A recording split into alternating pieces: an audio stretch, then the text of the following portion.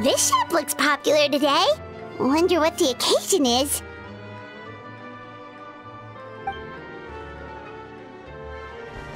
Butterfly Dew Cosmetics now on sale. Huh, looks like it. Oh, Sigewinne's here too! Hey there, Sigewinne! Hello there, Traveler and Paimon. I hope you're keeping yourselves fit and healthy. You bet we are! So anyway, what are you doing here, Sigewinne? The Duke insists I take regular vacations in the Court of Fontaine. This one just so happened to coincide with a promotion for a new skincare product, so I came over to take a look. I like to keep up with the latest industry developments when I can, to help me with my magazine articles. Wait, you write? For a magazine? Which one? It's called Beautés en Fleur, and it's run by the Fontaine Beauty Association. I've done lots of articles about skincare for them, using the pen name Maritime Flower. Oh, wow! You're a Maritime Flower? If Paimon's not mistaken, you're one of the leading figures in the Fontaine Beauty Association! What's so weird about that? Everyone loves beauty! I really like this role. The staff at cosmetics shops are always so polite. And as long as I wear a big smile on my face, I always get the best customer service. Well, they sure don't want to make an enemy of the Maritime Flower. Obviously, it's because of Sigewinne's love for beauty. Still a leader of the Beauty Association? That's incredible. The truth is, I study this field because I cherish my own appearance. It has nothing to do with being beautiful or not. Oh, the words of a master beautician defy comprehension! Oh, wait, you're saying that natural beauty is the highest form of beauty, right? Not really. Actually, Melusine aesthetics are very different from human ones. We don't view humans based on their appearance. If I had to describe our approach, I'd say it's based on cuteness. Oh! Really? Yep. Still, I really value my current appearance, and in the process of taking care of it, I've ended up learning quite a lot about skincare and stuff. It turns out, my knowledge and experience is pretty popular with beauty product lovers. It came as a big surprise to me, though. Oh, Paimon gets it now. But speaking of your appearance, how come you look human anyway? Are you like only half Melusine?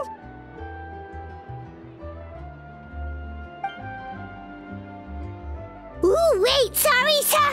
That was probably really offensive, wasn't it? No, I don't mind.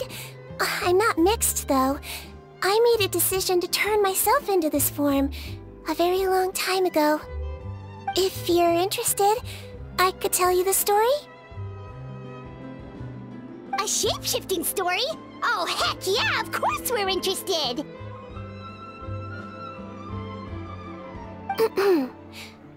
Once upon a time.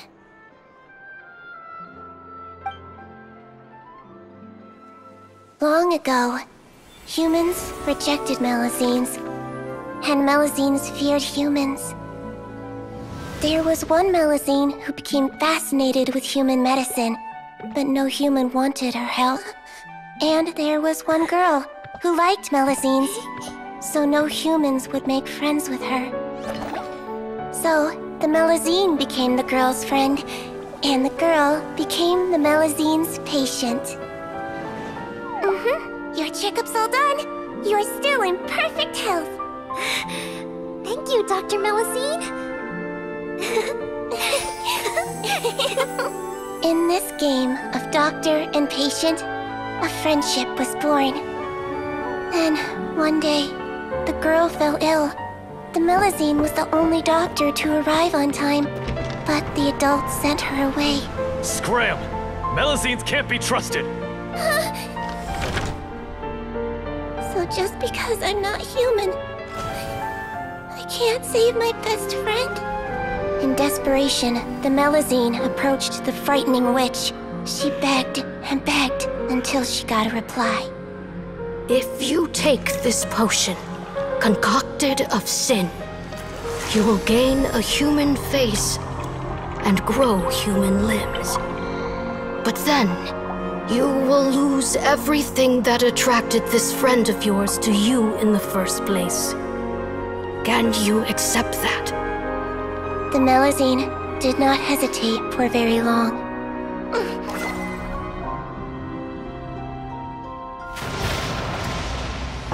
On a rainy night, a little doctor knocked on the girl's door. The doctor wore a hood and raincoat, maybe to protect her from the rain, but maybe also to hide a secret. The little doctor held the girl's hand and treated her illness, just as she had so many times before.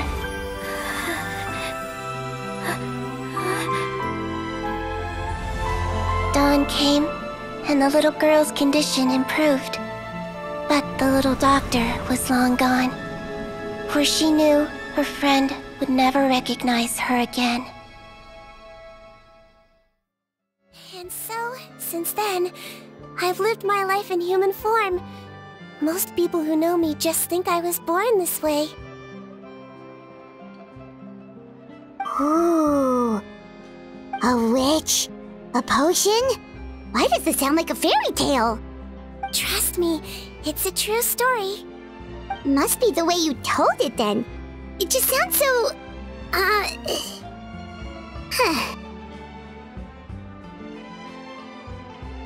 Yeah, not every Melazine would take human form to save their human friend.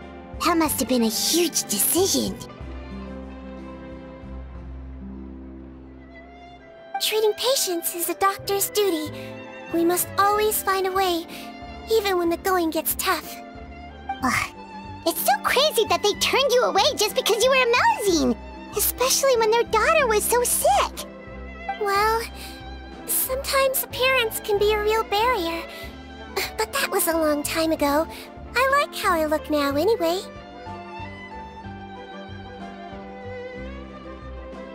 Paimon too! You're super cute this way. Attention customers! Thank you all for waiting. Now, on behalf of our skincare partner, I'm delighted to announce that our exciting new product is now officially on sale! Wow, there we go! Let's have a look, shall we? Oh, Paimon, if you want to buy any skincare products, I'll be happy to give you some suggestions. Really? Personal advice right from a leader of the Fontaine Beauty Association? What an honor! Allow me to introduce our newest skin lotion, Butterfly Dew. I'm sure many of you have already read about this product's trials in the newspapers. To say that it improves skin quality is an understatement. This product gets its name from the way it transforms your skin and makes it glow anew, like a butterfly emerging from its chrysalis and spreading its wings for the first time. We are thrilled to have the inventor of this fantastic product with us here today. Please welcome Mr. Rawat, a researcher from the Fontaine Research Institute. Now, without further ado, I'll hand over to Mr. Rawat to tell you all about what Butterfly Dew can do for you. Thank you. Hello, everyone. I'm Rawat, and I developed Butterfly Dew. Wow, what a looker. He's a researcher? Wow, he's really challenging the stereotype. It seems that everyone is surprised by my entrance. Or should I say, my appearance.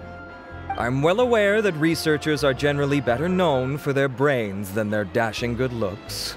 In that regard, I do believe I break the mold somewhat. Of course, appearance is a skin-deep way of defining a person. And yet one's appearance can be a very real set of shackles, holding a person back in their life. It can rob a young person of their self-confidence when applying for a job, dissuade a young lady from approaching the one she loves. Our actions are at the mercy of our appearance, and we slowly become the very person that the outside world sees us as. But what if I told you that those shackles can be broken? If our appearance prevents us from changing, then let us first change our appearance itself.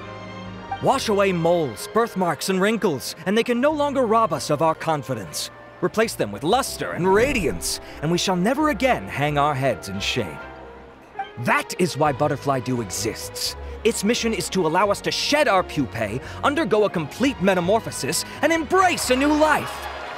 Well, whether it actually works or not, after that speech, Paimon's already sold! Mr. Rawat, could I ask if you've used this product yourself? Of course, I tried it many times while I was testing it. You can consider me a product ambassador. Wow, then it's sure to work!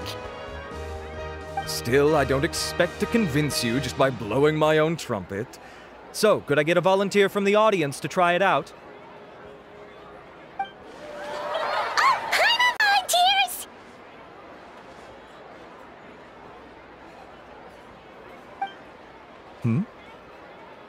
Oh!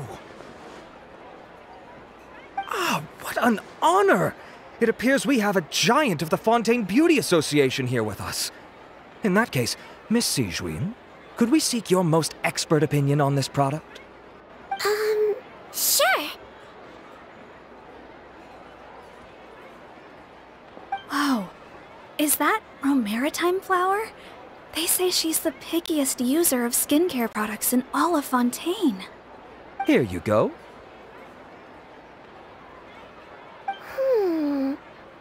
Well, it's very kind to the skin, and the absorption rate is high.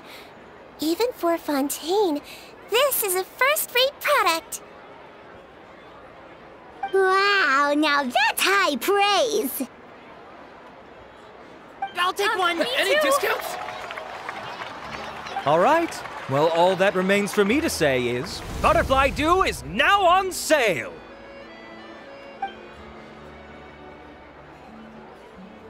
Think we should buy a bottle too?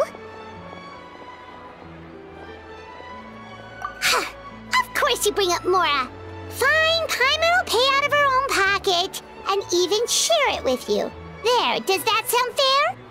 And if you're worried about whether it's the right product for you, well, luckily for us, Sigewinne's here, so we can get an expert consultation.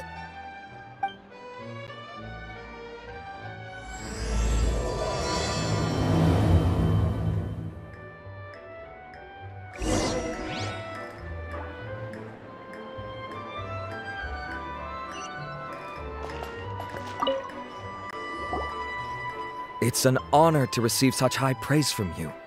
To be honest, I was also hoping you might be able to point out some flaws in the product so I can keep improving it. With most skincare products, the pros and cons only become apparent with long-term use. Yet, this one has instant benefits, improving skin quality without any obvious side effects. It's one of a kind. Don't worry though, I plan to keep using it, and I'll publish regular reviews in Beautés en Fleur. You can read my thoughts there. All you need to do is subscribe. Oh, I was hoping for a more casual conversation, but you are a beauty association leader after all. I understand if you want to keep this professional. Sigewinne! Oh, excuse us, Miss Beauty Expert. But do you think this product is a good choice for me and him? Wait, are you the renowned traveler? That's right! And by his side, the equally famous Paimon. Well, I don't normally handle customer questions personally, but since it's the traveler asking, allow me to make an exception. Butterfly Dew is made for all skin types, so no matter who you are, you can rest assured that it will be kind to your skin. If anything, it might be marginally more effective on Fontainian's skin, but other than that, it works the same on everyone. Why would it work better on Fontainians?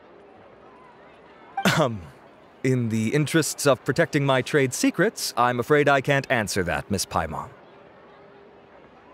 Alright then. How about a friend discount? Save yourself the trouble. I'd be greatly honored to have both of you use my product. Here, take 2 bottles for free. Yay! Paimon's private fund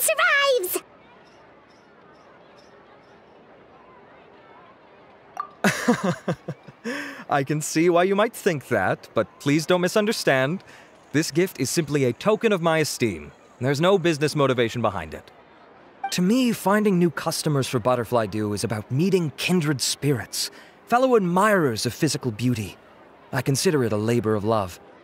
Admirers of physical beauty? Eesh, that's embarrassing to say out loud. It sounds so shallow. It's nothing to be ashamed of, Miss Paimon.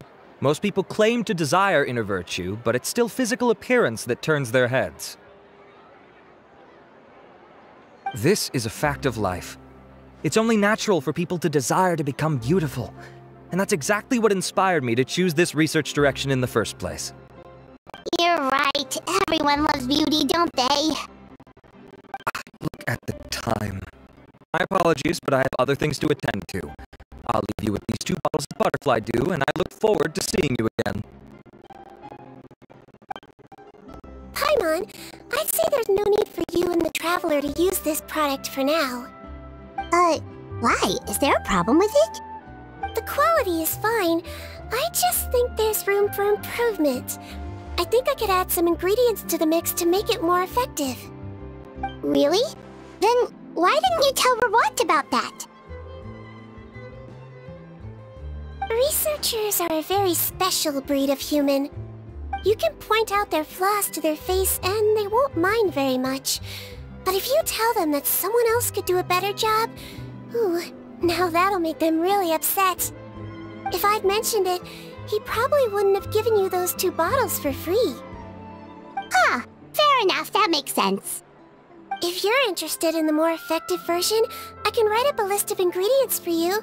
Just come get me once you've gathered them. When you say more effective, you mean it'll make Paimon even prettier? Ooh, how can we say no? As for me, it's probably time I got back to the Fortress of Meripede. I mustn't leave the infirmary unattended for too long. Alright, see you there then!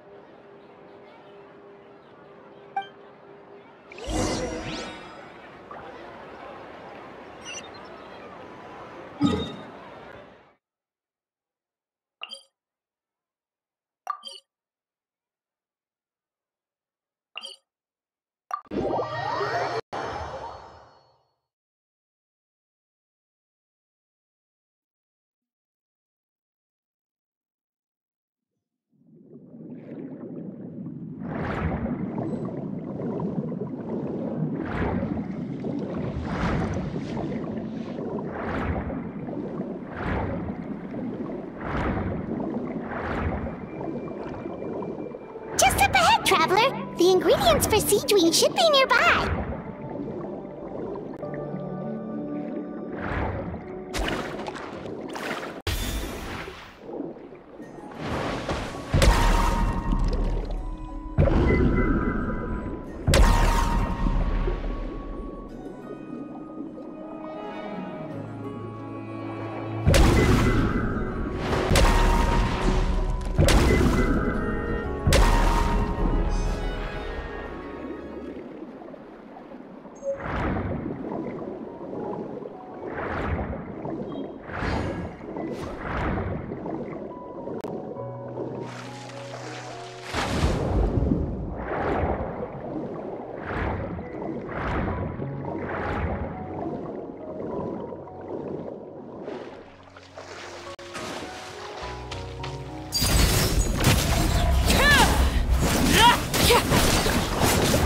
This is where you fall. Great! That's everything! Let's head to the Fortress of Meripede!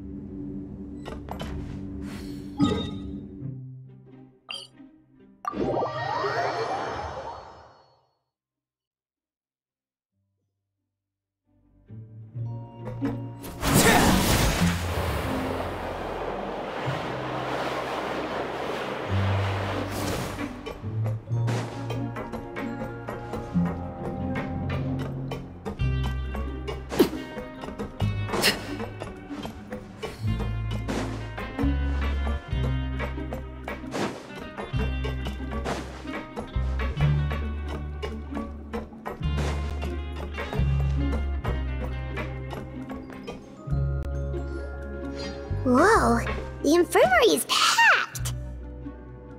Please, you have to believe me. I saw it with my own eyes last night. Another me! He looked exactly like me. Got it, okay. I've written down everything you told me. Now, I have a few tests to run.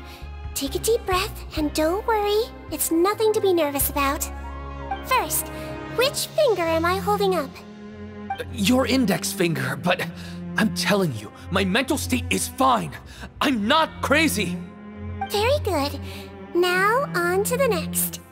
Hey there, Your Grace. It's been a while, huh? Ah, it's you two. Indeed it has. I would offer you some tea, but I'm afraid the timing is unfortunate. Duty calls. No worries. Actually, we were looking for Sigewinne. Do you, know what all of this is about? This inmate came running to the guards in a panic, claiming to have seen his exact doppelganger. A doppelganger? Doesn't that just mean someone else kinda looks like him? And that's what I thought when the report first reached my desk. But we've inspected our records. No one even vaguely resembles him. Considering how certain he is of what he saw, I can only surmise that he's having some mental issues. So I brought him for a medical evaluation. Alright, very good. Take a sip of water and rest for a bit. Evaluation complete. I couldn't find any symptoms pointing to a physical condition. I see. So do you still believe there's more likely to be an issue with his mind than his body? I have to assume so for now. Psychological issues are more difficult to detect. At this stage, we can at least confirm that he is in command of his cognitive faculties. The rumor mill will go crazy if word of this gets out. Guards, take him to the ward for a period of observation. The Marechaussee Phantom has requested my cooperation on a case, otherwise I'd deal with this myself. Sorry for the trouble, head nurse, but I'll have to leave this to you. No problem, Your Grace.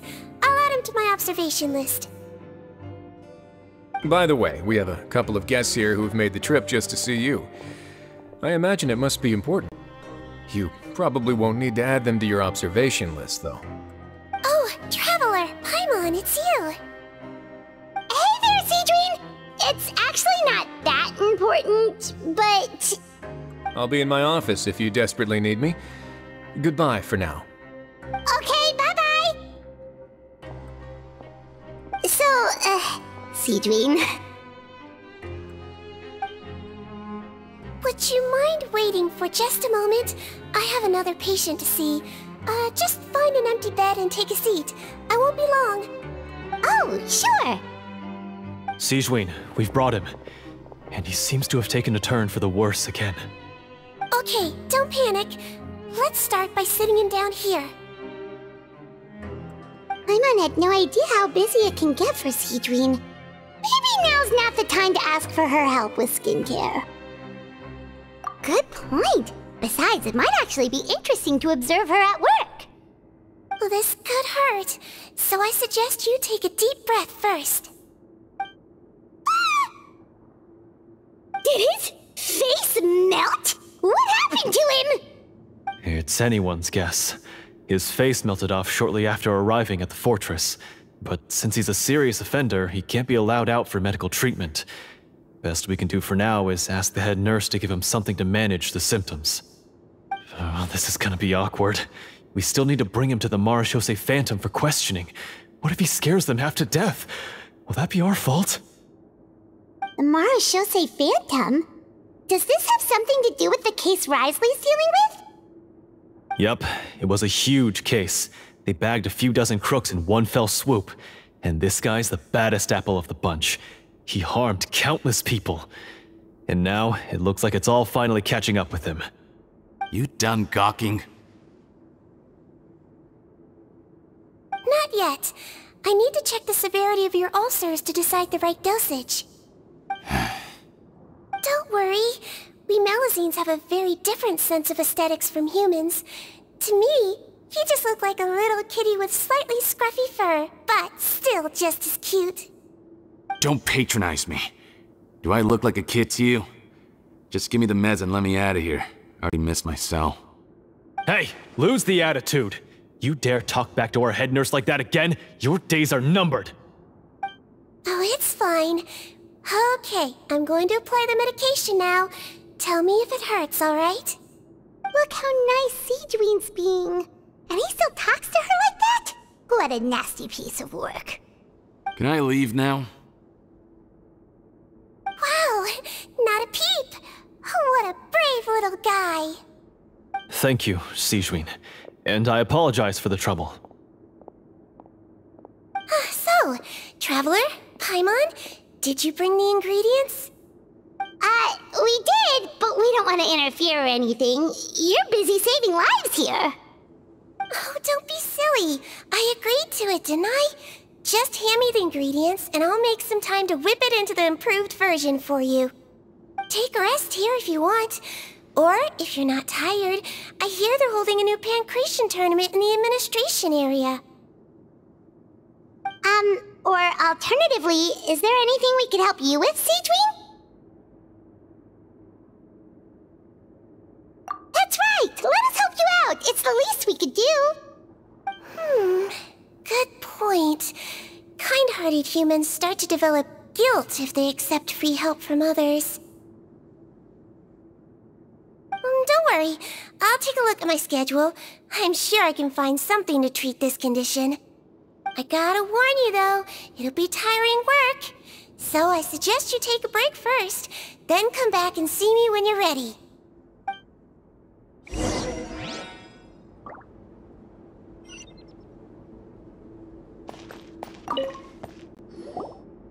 We're ready, Sigewinne! What's our first mission?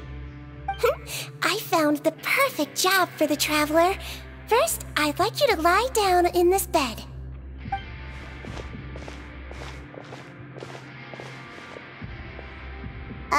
What for? I need you to pretend to be sick. What? Oh, is it that difficult? I thought you did a pretty good job last time. Oh, so you knew. I sure did. He was way more interesting than the usual malingering inmates, and you played along very well, Paimon. I observed you two for quite a while after that. Well, this is awkward. But why do you need us to do it again now? No time to explain. My next patient will be here any second. Oh, please, just do as I say. You can, pretend like you've got a nasty headache, and throw in some dry heaving for good measure. Okay.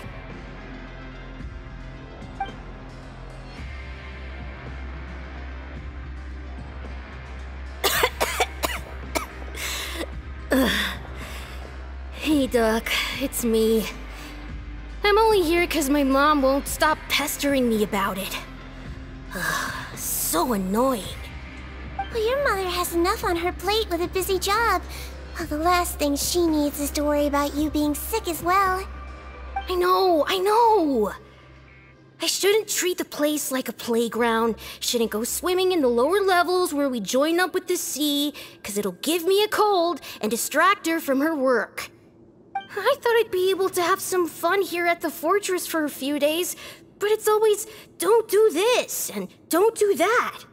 All right, sit yourself down and I'll take your temperature. Your fever still hasn't gone down. Well, here's your medicine. 1 cup for starters, and we'll see if it helps. But Doc, it's so bitter. Do I really have to drink it? I mean, I'll be fine, right? I've got an uncle who caught a cold. His fever went away on its own after a couple days. Can't you just write me a note saying I'm on the mend? I just need something to keep my mom off my case. I sure can. You're a very brave boy after all. Huh? Brave? What makes you say that? Well, if you want to rely on your own immune system to clear up your fever, then you'll have to tough it out like this guy.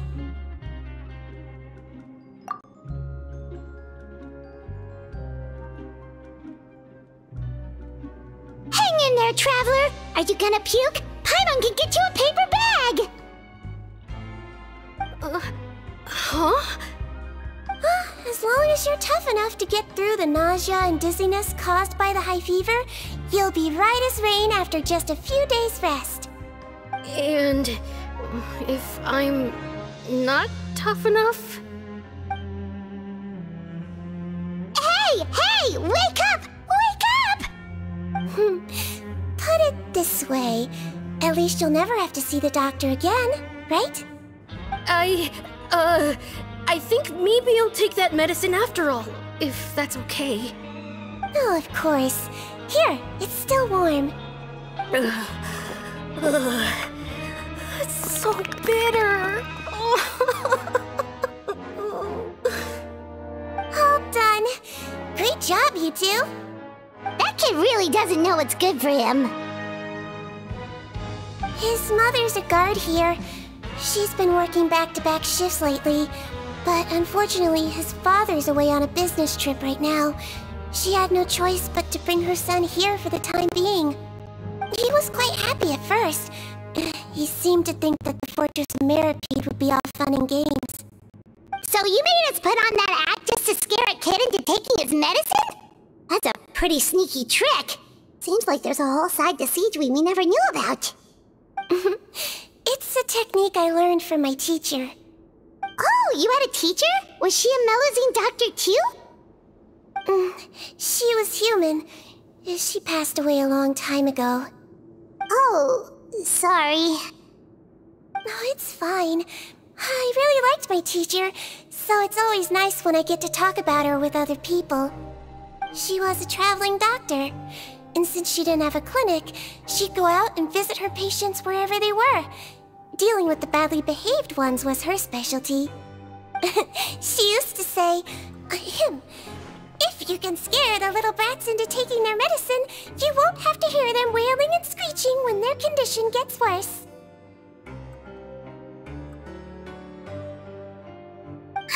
She sounds like a pretty strict teacher. Strict? Well, that's not how my teacher saw it.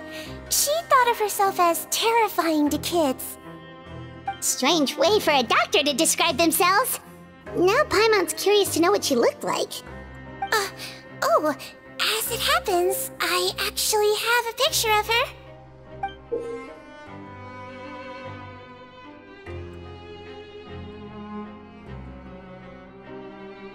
Oh, wow, yeah, okay, that'll terrify the kids. Yep. All the children she treated thought she was a witch. Why does it almost sound like you're envious of her? Oh, because I am. If she was here, all the children would take their medicine without any need for tricks. A doctor who looks like a witch.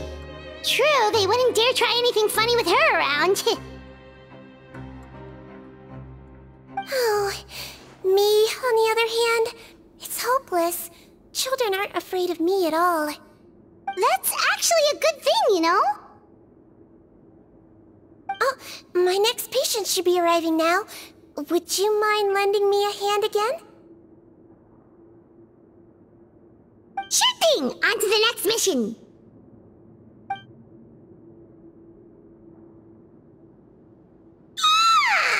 Is it nighttime already? That flew by. You really have a busy job, Sigewinne. Well, thanks to you two, it was much easier today. Aww. Should we get some rest? It's getting pretty late. Oh, there is one last thing. I have to keep it confidential, so I usually leave it till after everyone's clocked out. Confidential? Are you sure you can tell us? Oh, it's fine. You're not living here anymore, so it's okay if you know. All it is I have to prepare some ingredients to make healthy meals with. Wait, you mean those healthy meals?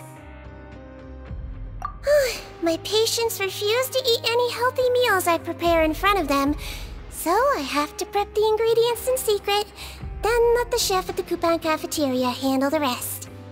Considering even the chef's version makes people uneasy, it really makes you wonder what's in it. You want to find out? I can teach you how to make it. That way, if you ever suffer from exhaustion on your future travels, you can prepare a healthy meal for yourself. It's really good for you, you know. Sure? Guess we can help out one more time.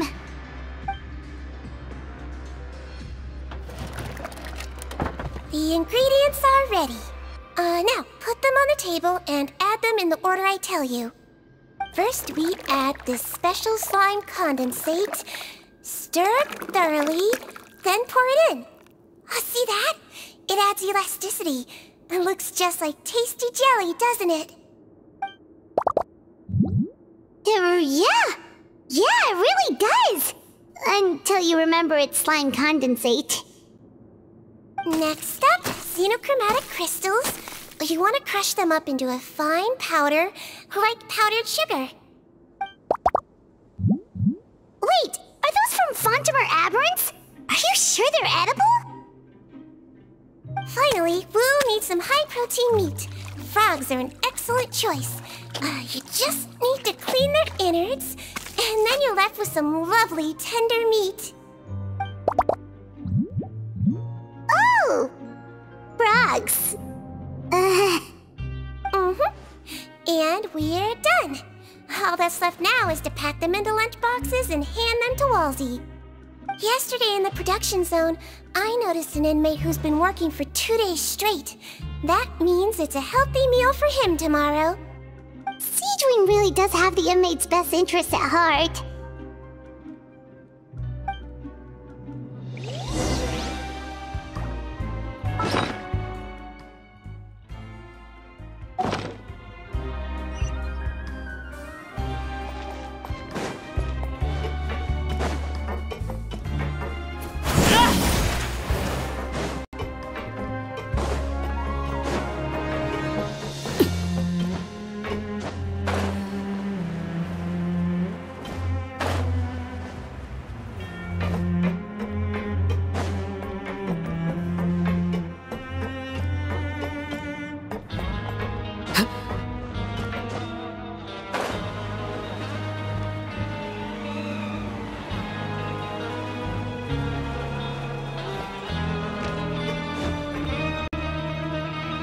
Ah, head nurse. Got some extras for me? Just the one today. The serial number's on the lid. Sounds good. I'll make sure it gets delivered. Sounds like they're talking in code. Thanks for your help. Oh, it's no trouble at all. I only wish I could do more. You work so hard for all our sakes. I'd happily lose a little sleep if it meant helping you out. That won't do. If you reduce your sleeping hours any further, your health will start to suffer. All right. Nurse's orders. I'll do as I'm told. But you take care of yourself too.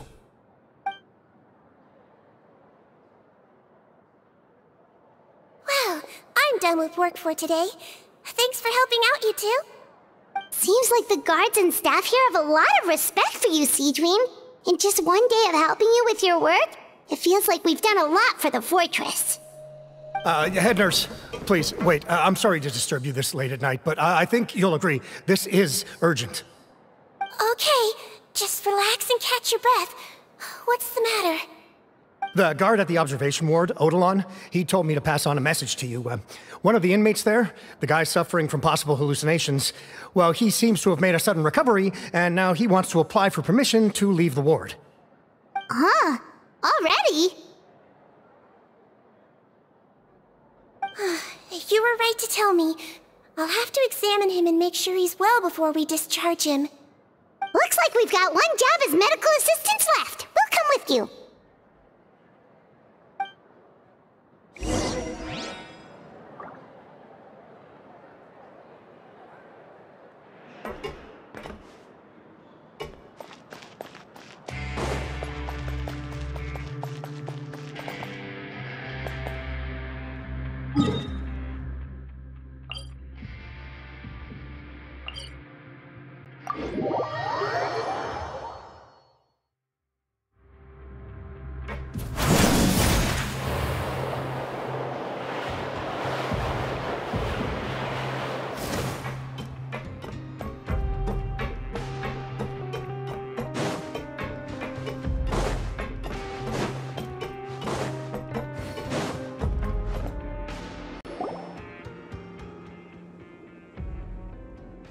Ah, head nurse, you're finally here.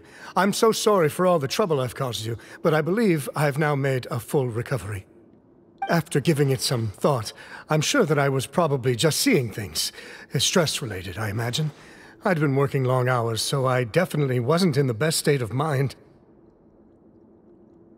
I totally understand. Still, I have to give you an examination before I can discharge you, okay? So, take a deep breath and don't be nervous. It'll be the exact same procedure as we did this morning. We can start whenever you're ready. Again, so sorry. I was in such a state this morning, I barely recall anything. Would you mind taking me through it again? Oh, not at all. It's a lot to remember. First up, we have a little cognitive test. Just concentrate and you'll be fine. To start with, which finger am I holding up? Your pinky.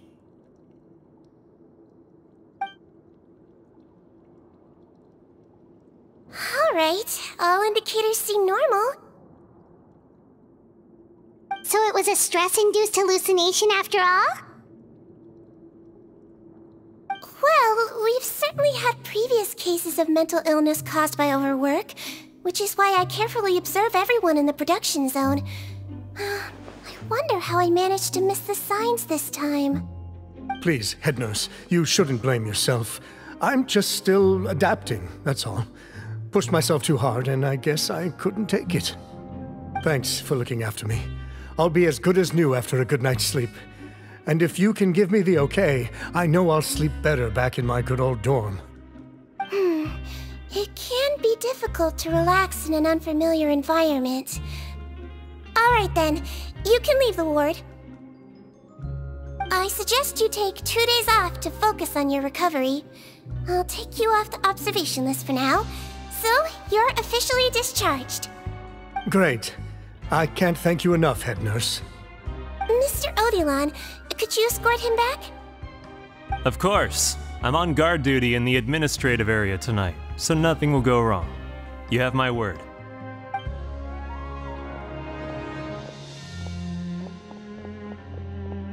Guess you're finally done for the day now, huh? Yep. But I still haven't gotten around to making that improved lotion for you yet. Oh, no rush! Seriously, it's super late now. You should go get some rest too.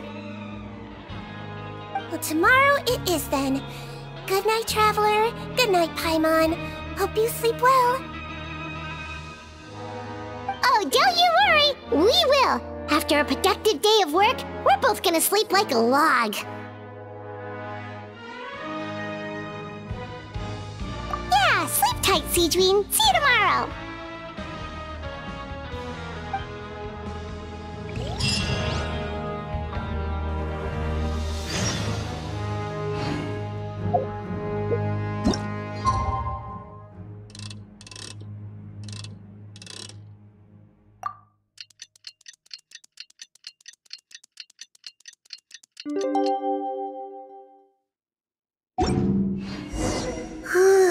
Paimon really did sleep like a log.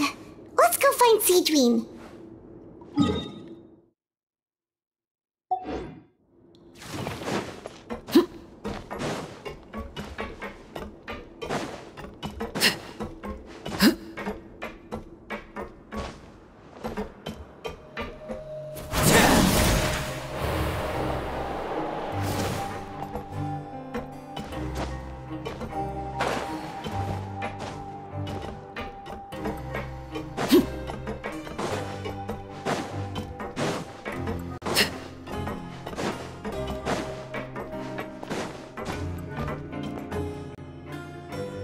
Whoa!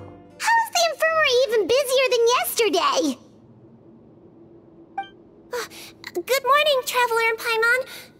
I have a few people here for a checkup, so you might need to wait for a while. No problem. Anything we can do to help? There's a bit of a complicated situation here. I'm still getting to the bottom of it myself. You have to believe me. I'm telling the truth. You're in a medical facility. Keep it down. Please, listen to me. I'm not Gascon. I'm Uy. You're a horrible liar, you know that? We get all your mugshots with the arrest warrants. It's clear as day that you're Gascon. You mean because of the way I look? I don't know what happened. I just woke up like this. Then you guys dragged me in here for an interrogation. I brought you here to figure out what's going on. If you truly are the victim of an injustice, yelling isn't going to achieve anything. At most, it'll delay your vindication. All right. I get it. This is nuts. Yesterday's interrogations went fine, and now this. Morning, Your Grace. What's going on? Remember the case I mentioned yesterday? The one brought to me by the Marechaussee Phantom? Well, we've been questioning the inmates involved this morning. Every single one of them is claiming mistaken identity. Huh. That's even weirder than what that guy was saying yesterday. The thing is, none of them have been able to provide any evidence whatsoever to support their claims. Questioning them further got us nowhere, so for now, we've brought them to the infirmary. And we thought yesterday was as busy as it got for Sigewinne. We've compiled their statements. Have a look. Perhaps there's something we missed.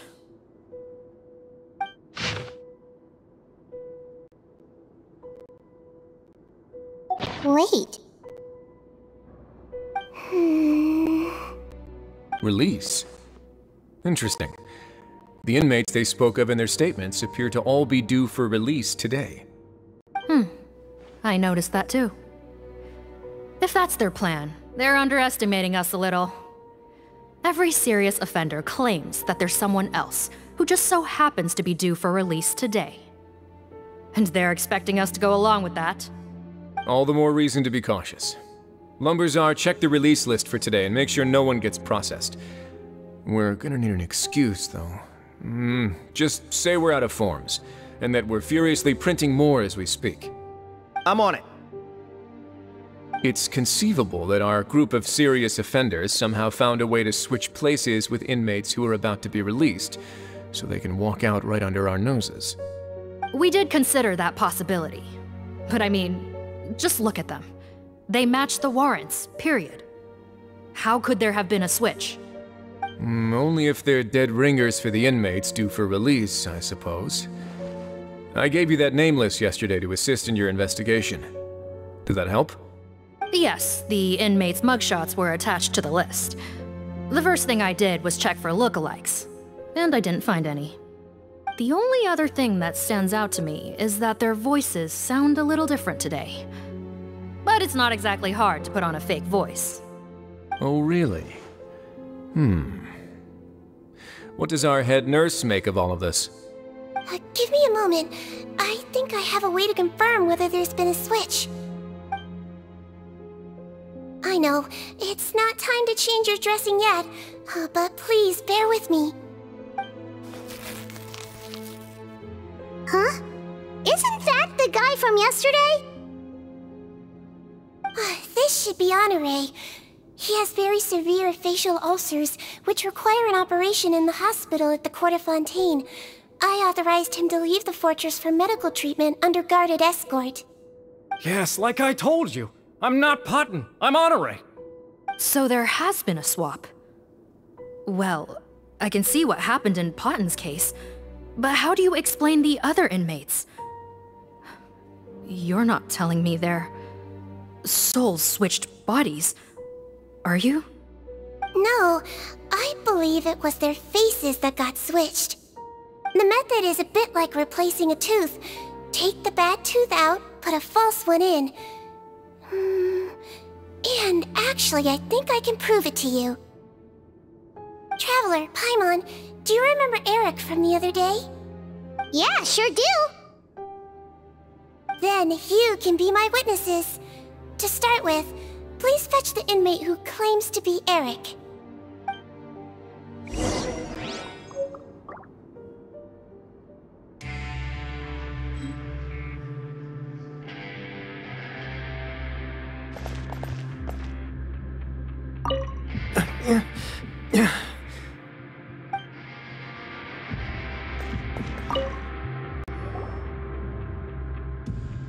So, you're Eric?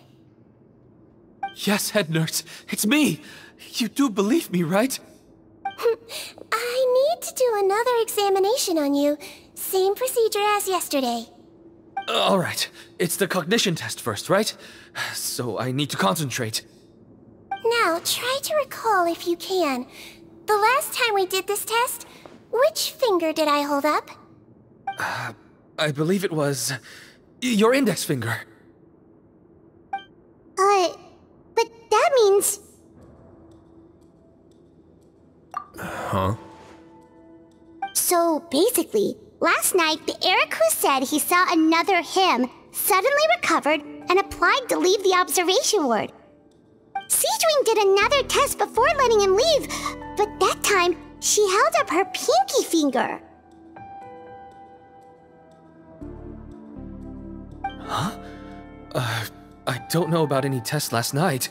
There was nothing to do in the observation ward, so I went straight to bed. Then I somehow woke up in a high-security cell. Well, in that case, there is a reasonable explanation for the strange events of the past 2 days. So, what exactly happened? The gang of serious offenders wanted to break out of prison, so they identified a group of scapegoats, namely inmates whose terms were almost up, and planned to switch appearances with them. Last night, when Odilon was on duty, they ambushed him and had one of their group switch appearances with him using their face-swapping method. That allowed them to avoid scrutiny from the other guards. Then, once all the other inmates were asleep, Odilon spent his night shift carrying out the remainder of their switcheroo plan. However, they made one mistake.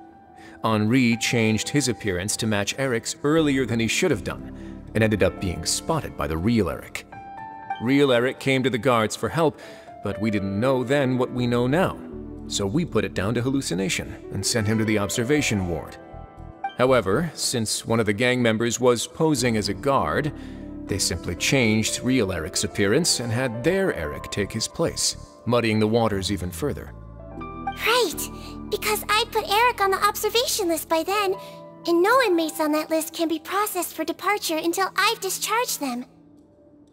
Hence why the imposters had to pull that little stunt to get fake Eric off the list. Yeah, it all makes sense now! The Duke cracked the case! Well, I can't fault the reasoning.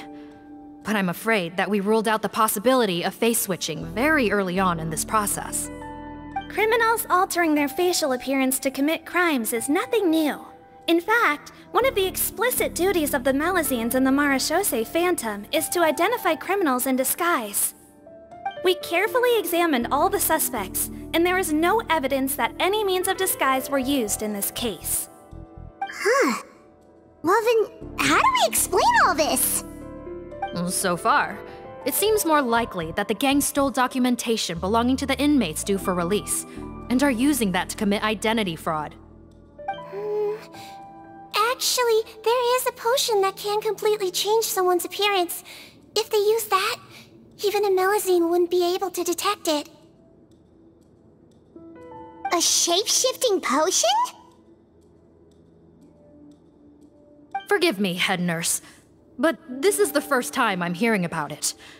If such a potion truly existed, it would jeopardize our entire investigative process at the Marechaussee Phantom. Are you certain of this? Yes, I am. But... Please, trust me in my professional opinion as an experienced clinician. At the same time, without any solid evidence, it's pure speculation. If we can round up all the inmates suspected of switching places, then have a little talk with both sides, we might just get our answer. Yep, let's do that. Okay. Well, it was our negligence that meant we had to come and conduct these post-internment interrogations. And I know it's put you out. We'll do it your way. Your Grace, bad news. I paused the releases like you asked, but we were too late. A bunch of people already got processed 2 hours ago. I checked the list, and sure enough, it's all the people who gave statements. 2 hours ago? That's before today's interrogations began. They had this all planned out. So there really was a switch after all. They really pulled the wool over our eyes on this one. We should be able to catch up with them if we leave now, right? Not if that potion is real. They can just switch faces again after leaving the fortress. And if the Marachaussées Melusines can't even spot them, we wouldn't know where to start searching. Yikes! So we're at a complete dead end!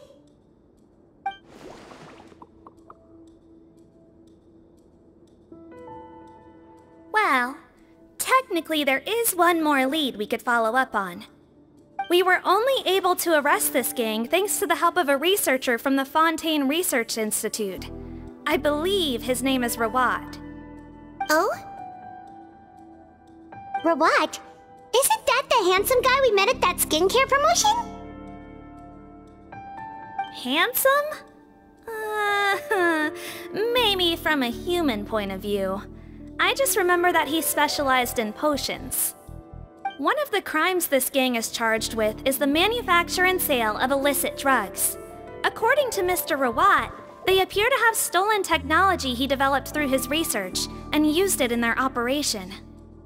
At first, he thought it was a typical case of intellectual property infringement, and he tried to negotiate with them. But once he discovered their criminal operation, he reported them to the authorities. Thanks to his report, we were able to swoop in and arrest them all in one go. What a hero! Bet that took courage on his part. No doubt. This is worth following up on. As the one who snitched on them, it's highly likely that Rawat will be targeted by the escapees. That aside, since he's negotiated with them in person before, there's a chance he'll have some additional information for us. Understood, Your Grace. My team and I will head to the Fontaine Research Institute right away. In the meantime, please keep an eye on the face switch victims for us. Of course. Miss Morgan, I'd like to come along and help you catch these criminals. Huh? Why's that? Well, I'm the one who discharged the fake Eric last night, so I feel partly responsible. Don't say that, head nurse. Your focus was on the inmates' health, and rightly so. We can't ask you to help with arresting criminals. That's our duty. I also have a more personal reason. Potton is a patient of mine, and if I don't get a new batch of medicine to him in time, his condition will get much worse. Look, head nurse, I completely understand where you're coming from. But arresting criminals is dangerous business. And if anything happened to you, none of us can afford to take on that responsibility. Don't worry, I can defend myself just fine. You say that, but still. If I may, Miss Morgan, Sigewinne is the one who raised the potion hypothesis, and I'm sure she has far more expertise on the topic than your team. My suggestion would be to bring her with you. And if you really are worried for her safety, then...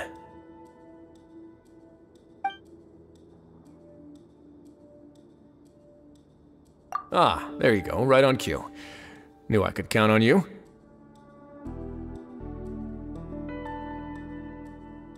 Okay. Well, since this plan has the Duke's blessing, far be it from me to refuse. We should head off immediately. Time is of the essence.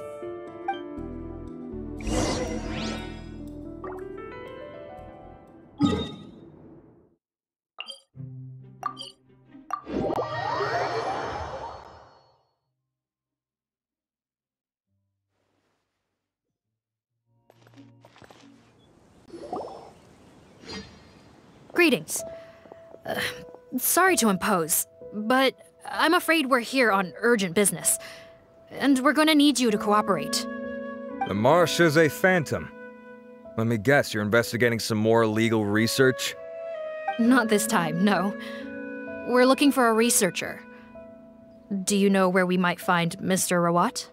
Rawat. Oh yeah, Mr. Handsome, right? He actually doesn't work on site here very often. There's a handful of researchers in the nearby area who know him pretty well, though. You could see what they know. Just a handful? Paimon figured he'd be the most popular guy around. Well, I guess you could say he's popular, at least on a superficial level. He's blessed with good looks, so he tends to make a good first impression on people. But in all his time here at the Fontaine Research Institute, I don't think he's ever had a single deep conversation about his research with his peers. That's no way to make real friends around here.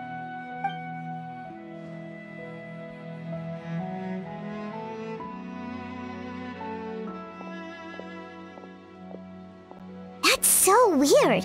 He definitely didn't come across like a recluse at that product promotion.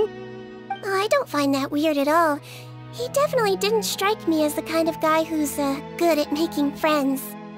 Really? Paimon couldn't tell. Must be a Melusine perception thing. Okay, we should talk with his acquaintances. But we also need to check the Research Institute for any clues. Let's split up. It'll save us some time. Sure thing! We'll go ask around among the other researchers with Sigewinne. Paimon's suddenly kinda curious to know what everyone really thinks of him.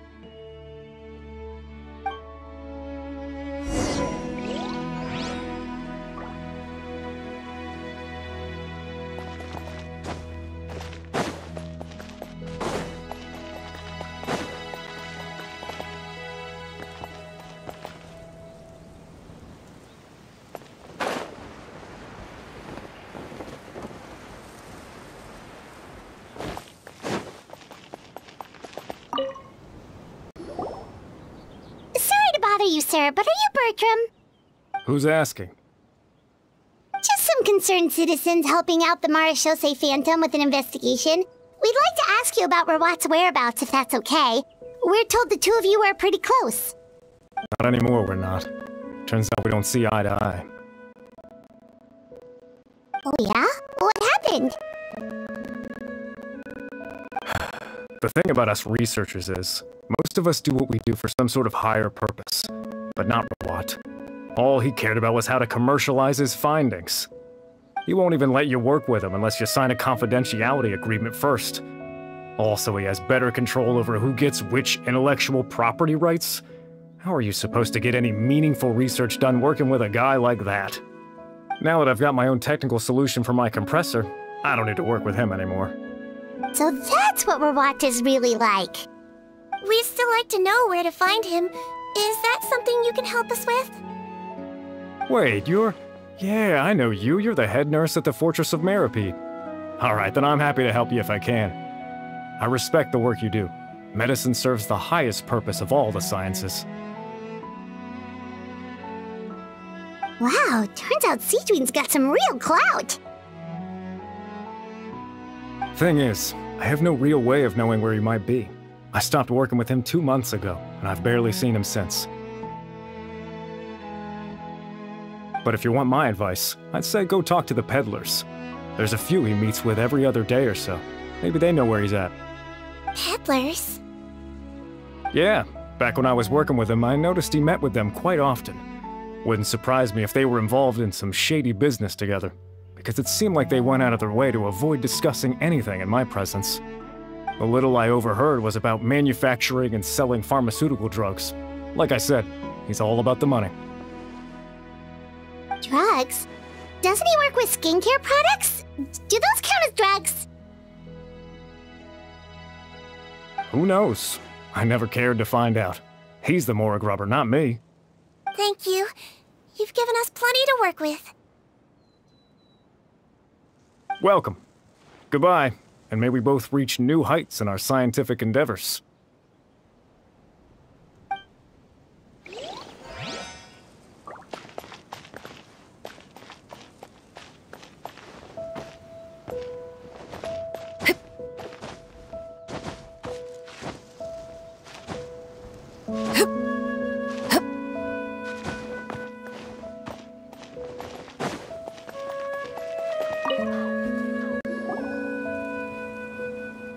Excuse us, are you Audrey?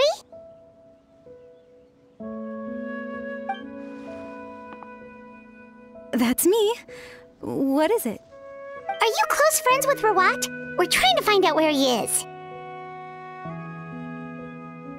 Close friends? You mean because I told him I had feelings for him once? I doubt I'm the first or last at the Institute to make that mistake.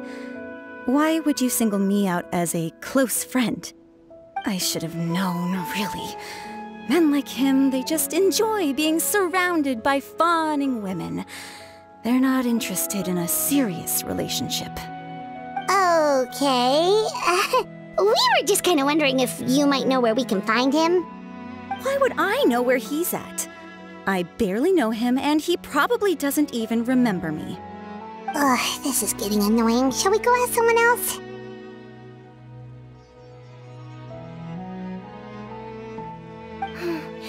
I think she knows Rawat better than she cares to admit.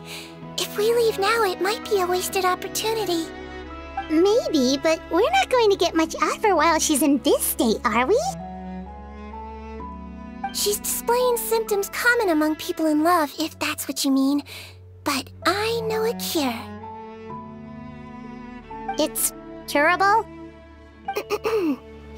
Oh, we're still no closer to finding Mr. Rawat. Oh, by this point, he could be in grave danger. Danger? Wait, why are you looking for him again? Oh, that's right, yeah!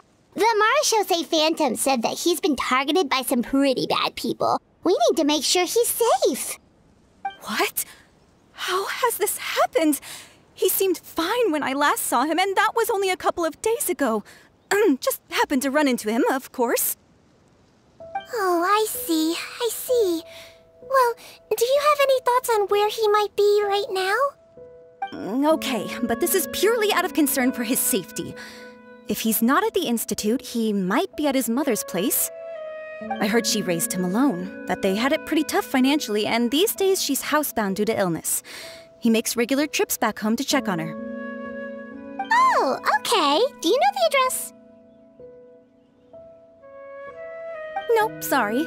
I only found out the thing about his mother because it came up in conversation once. I was just trying to find out more about him, so I could get to know him better.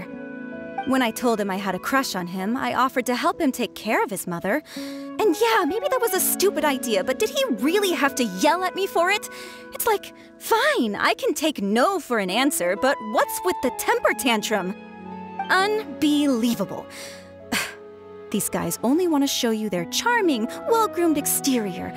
They can't stand it when a few home truths shine through. Looks like her love syndrome is flaring up again. We need to find out Mr. Rawat's mother's address.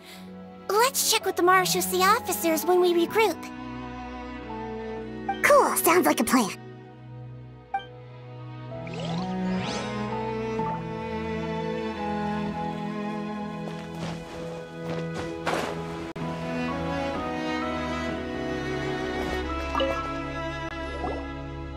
Hey there, are you in Teeb? What do you want? We're here to ask about Rawat. Any idea where he might be? We were told you were pretty close with him. Close? Not sure that's the word I'd use. He wouldn't even let me use his patent. Huh? It's been a good few days since I last saw him. I don't know where he's at. Go ask someone else. Would the patent in question happen to be related to the new skincare product he developed? Yeah, kinda. Butterfly dew, or whatever he calls it. I heard he made a tidy sum off of that one. Okay, now we're getting somewhere. Keep going. Most of the other researchers here focus on mechanics, energy, stuff like that. I get why he wouldn't be interested in having anything to do with them. But I'm studying coatings. There's a huge overlap in our areas of research. Why would he refuse to work with me? I bought his product once and noticed it contains a unique substance that might have applications in coatings too. If it worked out, I could probably make as much as he's making. Don't get me wrong, I had no intention of plagiarizing his work. I was hoping to get official permission to use his findings in my own research. Followed the proper procedure. It was all above board. I would have had to pay him a license fee and everything. But despite that, he turned me down not once, not twice, but 3 times. It's like he's vehemently opposed to the idea of anyone else making the kind of money he does. Huh, so is Rawat antisocial, or is this guy just jealous? Well, it doesn't look like we're gonna get any info about Rawat's whereabouts from him. Let's go! Wait, 1 second. Mr. Antibes, next time you go shopping, you should buy some Buell fruits. Peel the skin, steep in water, then drink. It'll help calm your mood. Huh? Yeah. Thanks. Well, that's all 3 researchers. Let's head back to the meetup point.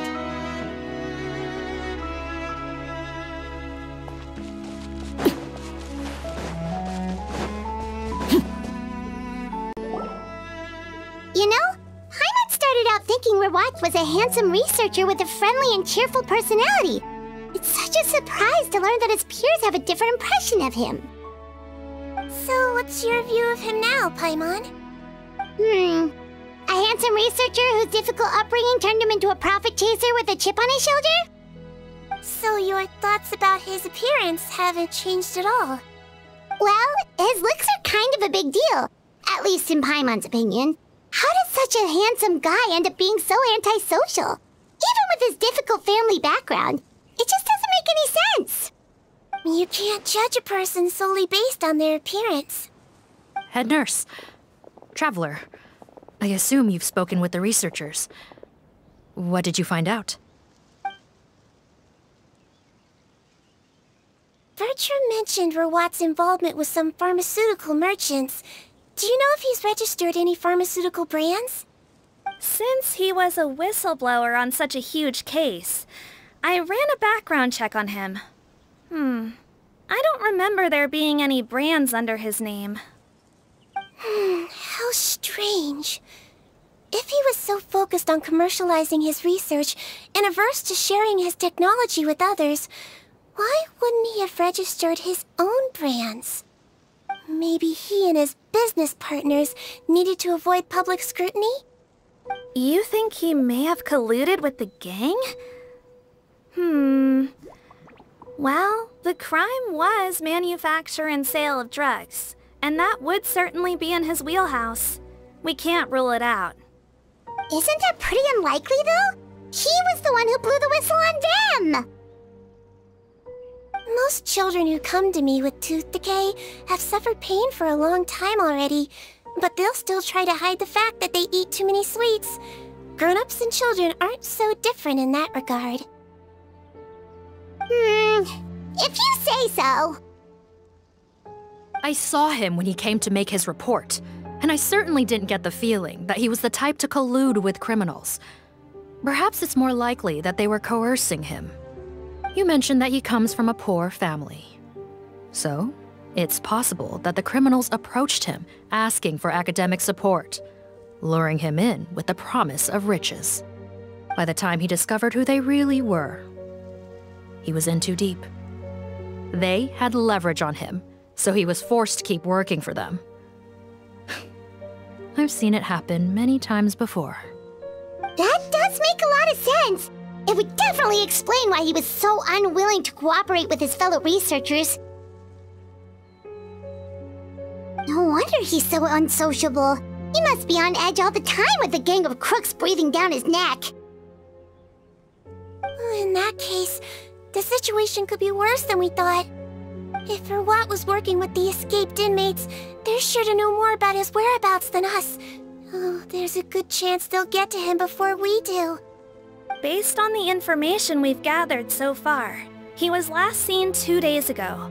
If no one's seen him since, maybe we're too late. 2 days ago? So he went missing right after that product promotion. That was the same day he reported the criminals, too. Not a good sign. Don't worry, everyone. I believe we still have a chance. Since he disappeared right after blowing the whistle, it's likely that he's gone into hiding. Yeah, he must have been worried that they'd come for him. All the more reason to find him as soon as possible. The only lead we have at the moment is his mother's house, which you mentioned earlier. Seath, think you can find the place? Yep. When you register a brand, the Court of Fontaine requires you to provide a legal address. The one Rawat wrote down was in the outskirts of the city. That should be the place. Okay, then there's no time to lose. Let's move.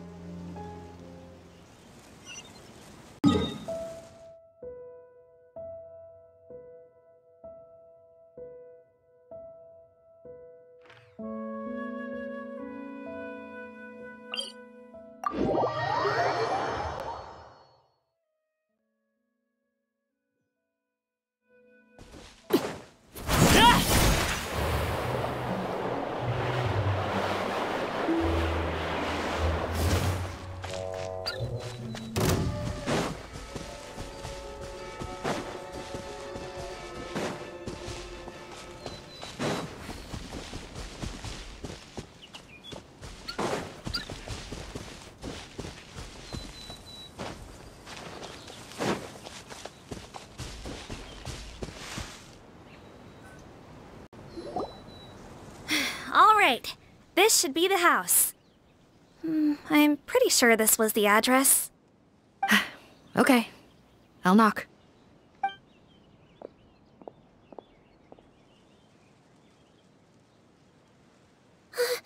Sounds like whoever's inside has restricted mobility. Oh, it seems serious. Oh, what's the fastest way to get this door open? Break the door down? No, I'll handle it. Let the expert deal with it. There'll be a mountain of paperwork if we damage a citizen's property.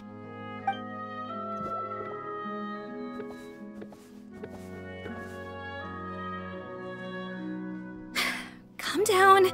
Deep breaths. Remember your training. Control your strength. And... it's open! Seath, take a few people and lie in wait. Keep your eyes peeled for any activity around the house.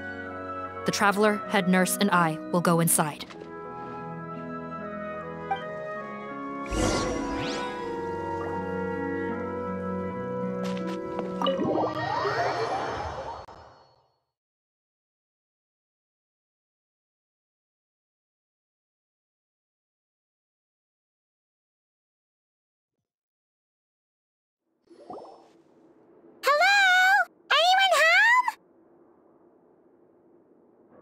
Oh, there.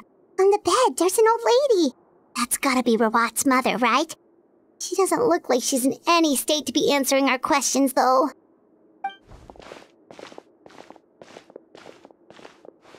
We could try, but she is very ill. We mustn't force it. Well, doesn't look like Rawat's here. She's the only one we can talk to. Yep. Allow me. Hello, ma'am. Might I ask if you're Rawat's mother? We are trying to locate him.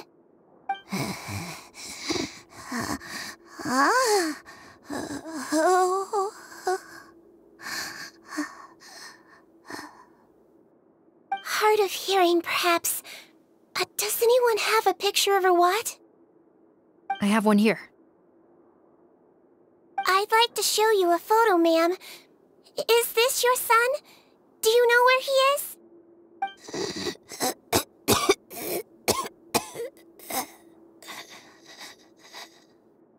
Looks like this isn't gonna work after all. Well, looks like we're out of leads. If Rawat's not here, things are looking very bad for him. Is it possible he could have avoided returning here because he knew he'd be in danger? Maybe. But if so, where do we look next? Maybe we should take another look at the Institute. Guess so.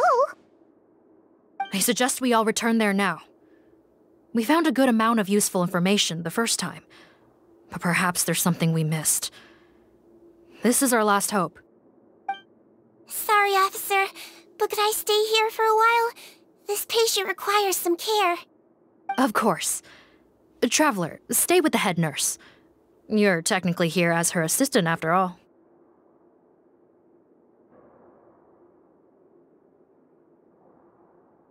Also, I'd like some Marechaussee members to stay as well, and keep an eye on the area. Why's that? If Rawat knows how serious his mother's condition is, he will return. Got it. Okay. I'll tell the squad members in hiding to stay put and keep a lookout. Thanks for helping me out yet again, Traveler and Paimon. No problem. But when you say her condition is serious, do you mean... Yes. She's barely clinging on to life. Oh. Let me take care of a few things first. Could you pass me the towel over there? Yeah, of course.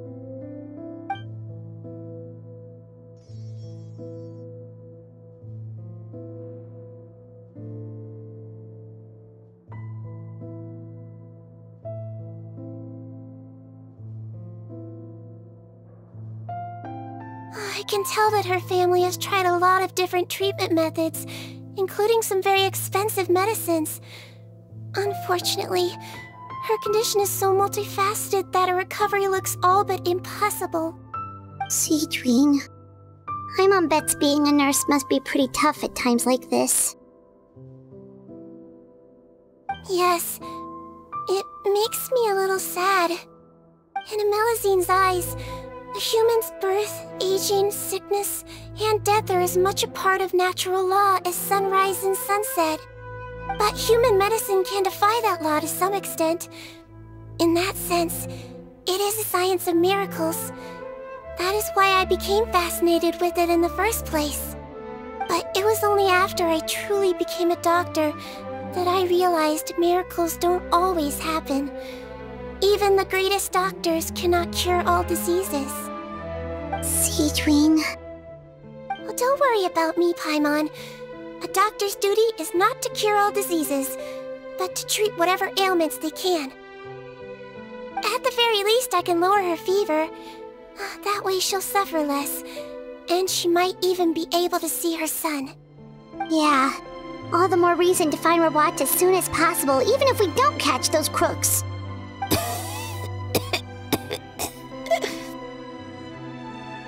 Oh, her fever is getting worse. Could I get some hot water? Sure, we're on the case.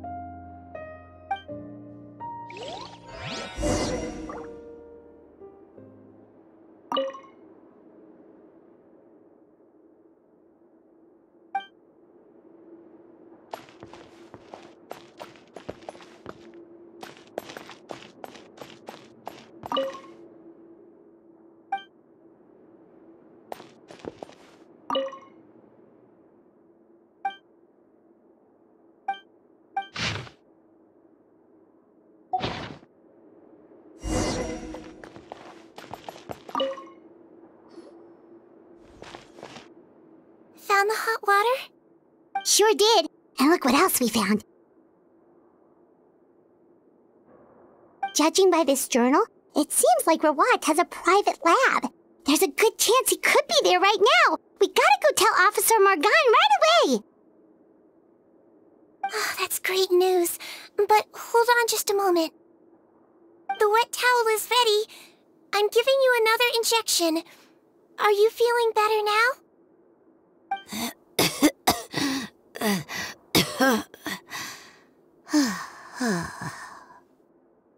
It's all right. We'll go bring him back. Please hang in there. Thank you.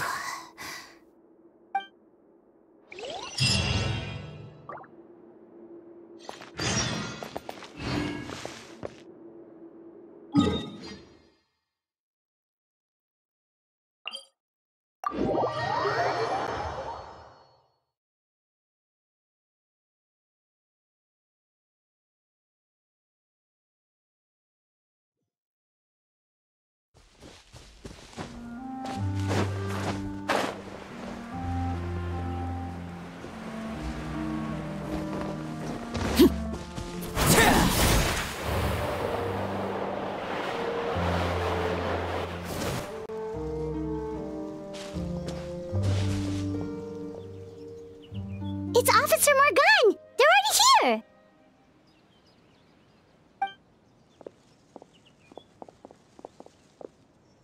We came as soon as we heard the news. I can't believe we were so careless. The most crucial information of all was hiding right there, in that room. And we missed it. Don't blame yourself. Right now, we need to focus on finding a way in. There's a mechanical door over here! Hopefully the instructions in Rawat's journal will help us open it.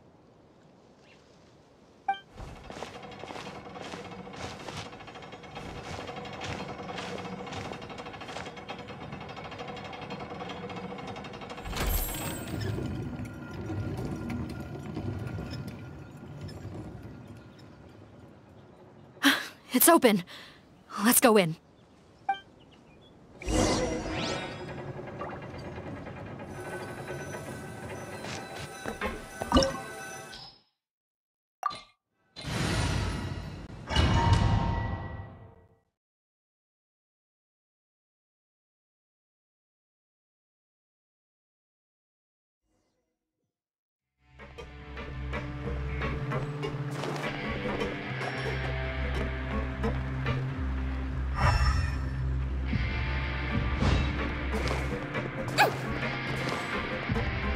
How did they get in here? Captain, up ahead! Those look like our fugitives! So they found this place too? Don't let any of them escape!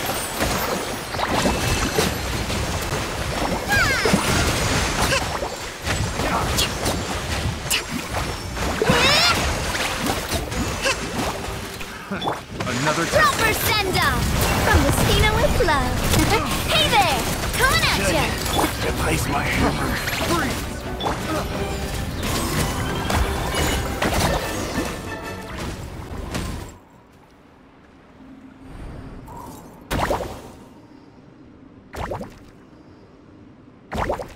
Captain, according to our list, many of the fugitives aren't accounted for. There may be others hiding deeper inside the facility. Ah, so these guys were just the lookout crew. The Marashose Phantom! How did they find this place? Wait, it's that guard from the fortress! That's right, I'm on your side. The Duke sent me. What's the matter? Some sort of mix-up? Mr. Odilon, didn't I tell you a few days ago that you need to stop all field work until you've recovered? Well, you know, gotta help His Grace out. Share the load. Officer Morgan, this man is an imposter. The real Mr. Odilon has no recent health issues. What? But Looks like the head nurse was right about the face-swapping method. Arrest them all! DuPont, stay here and keep guard. And watch the exit. If we're not back soon, call for reinforcements. got it.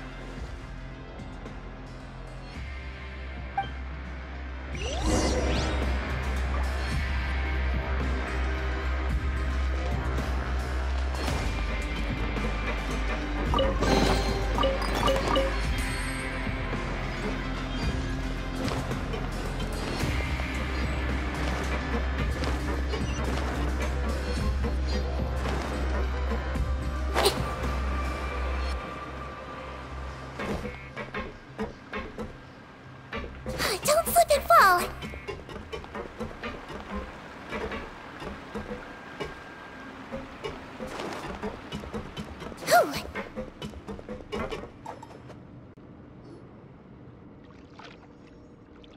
So many jars. Was this some sort of production facility? This scent, it's probably the ingredients used to make butterfly dew.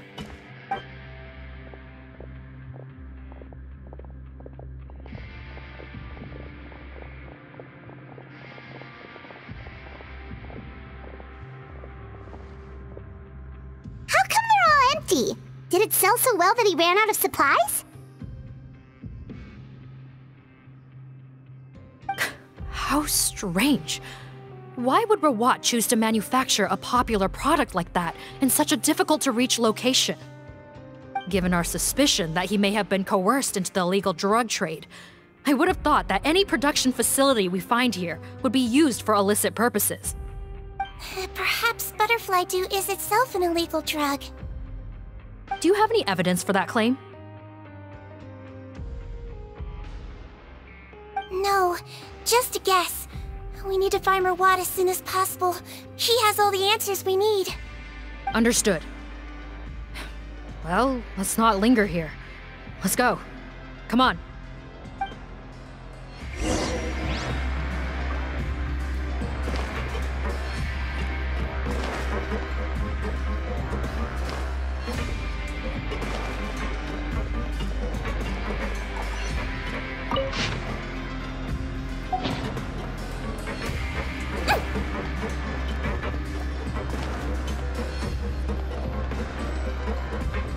Doesn't look like we're gonna get this door open. Let's find another way around.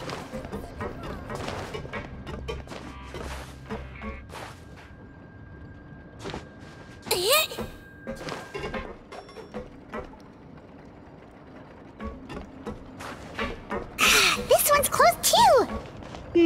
What's with those carts and tracks? Oh, maybe it's one of those doors that opens when it senses cargo passing through. There's a loaded cart right over there. Let's bring it to the door and give it a try.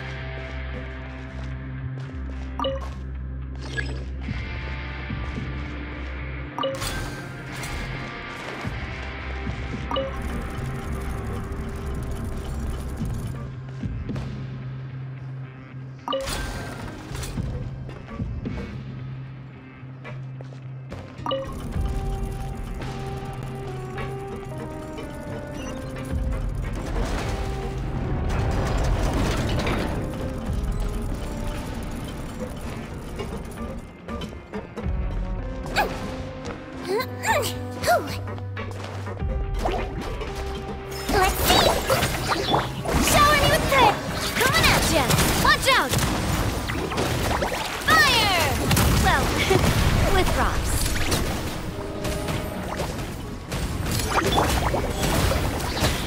Don't be nervous. Just relax.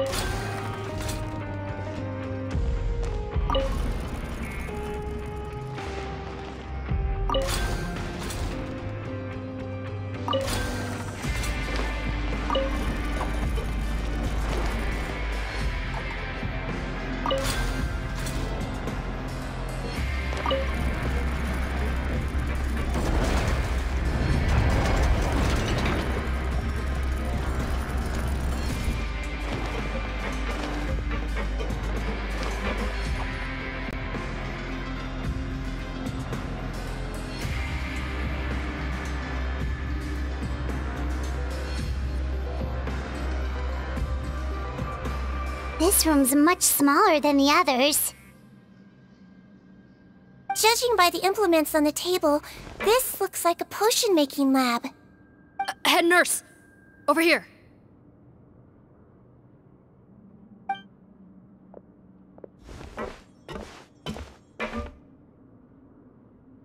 Let's see.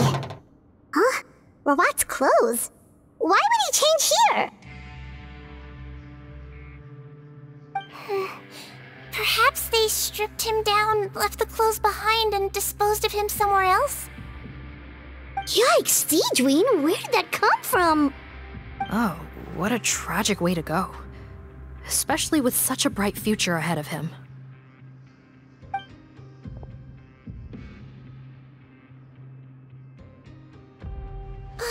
There's a path leading further on, Officer Morgan.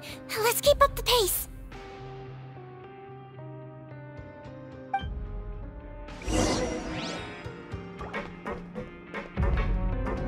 Don't slip and fall.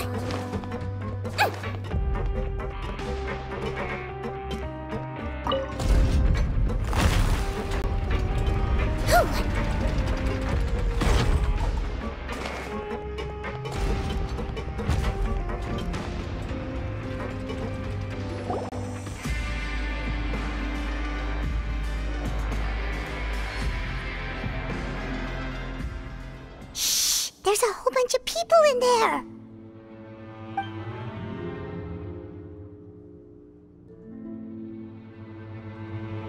Are you serious? You're telling us that within a day, our faces are going to rot like yours?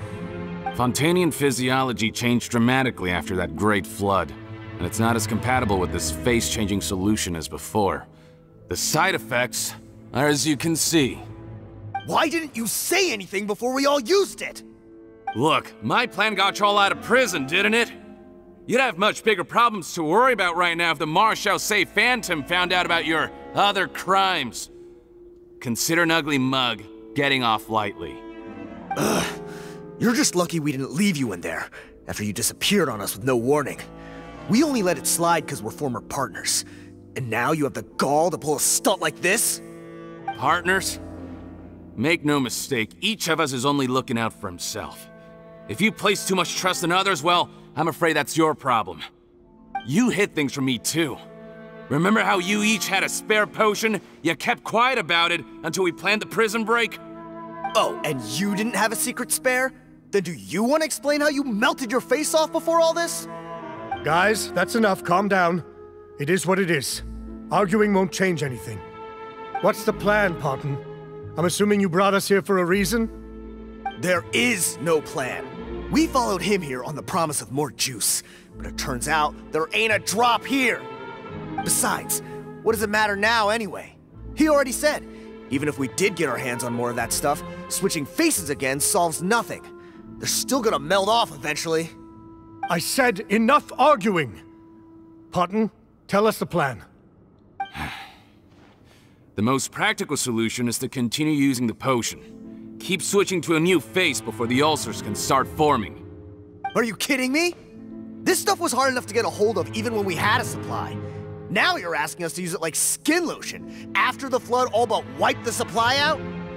Well, there is another option. But you'll have to make a deal with me first.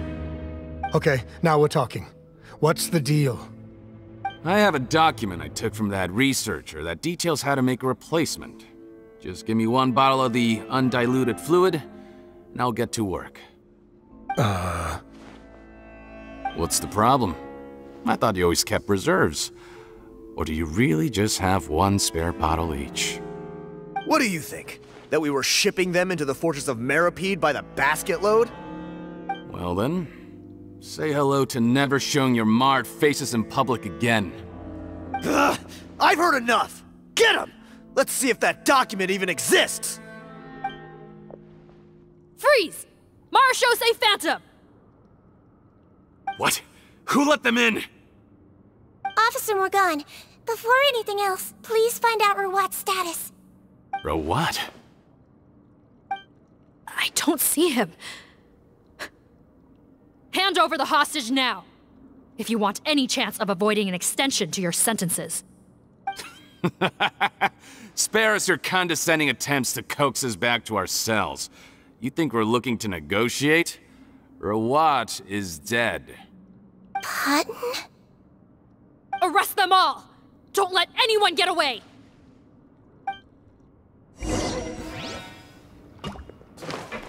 Wibbly wobbly! Time to shine! Turret, bring refuge! Allow me!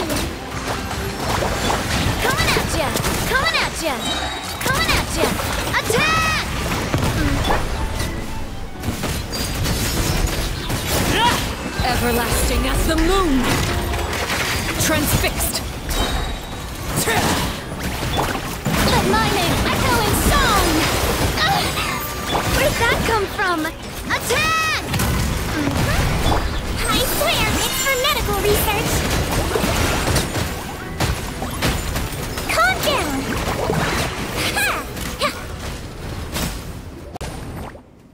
Huh. Gotta say, I never expected to see the head nurse in combat. Some patients respond better to a more aggressive treatment plan. Did we get everyone? Captain, we finished the head count. Potten's missing. Over there! The door's closing!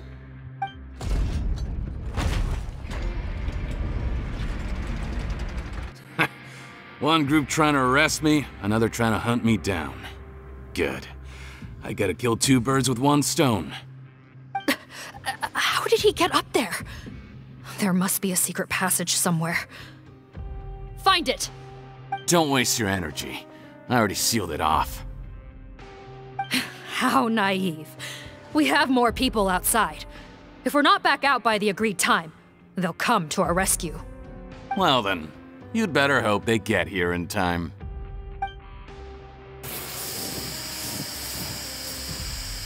There's some kind of gas leaking from the pipes. Be careful, it's poisonous. This is our distribution center, where we store the product derived from our source solution. We had to use special fire prevention methods to prevent contamination. The pipe network here was designed to emit a gas for firefighting. One little modification later, and it makes an efficient death trap. Why would you do this? Your partners are here too. Oh, please. If they can't supply what I need, they're of no further use to me. Besides, I can't have them exposing my potential whereabouts.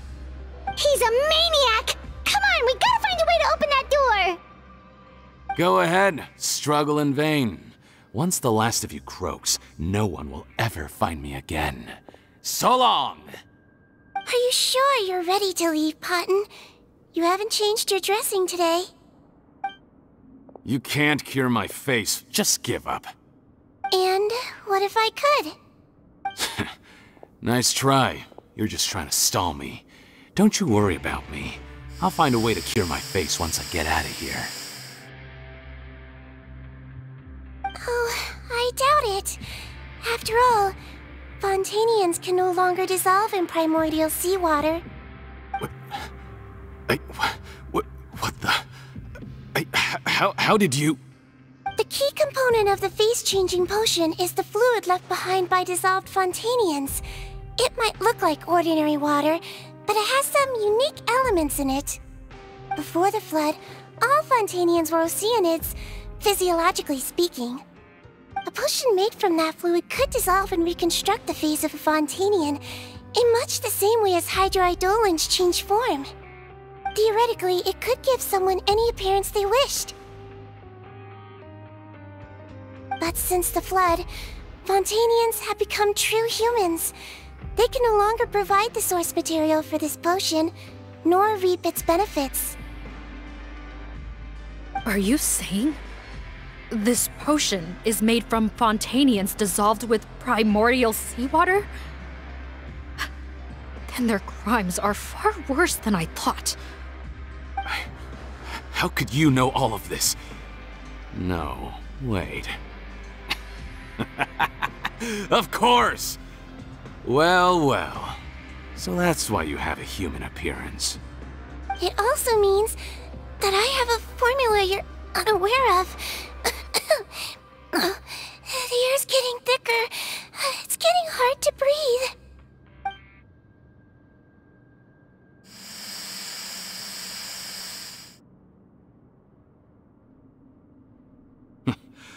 I might get to make a deal today after all. Alright, keep talking. How do you intend to give me the formula? Oh, it's not a formula, but a finished product. I have a bottle of it right here. What?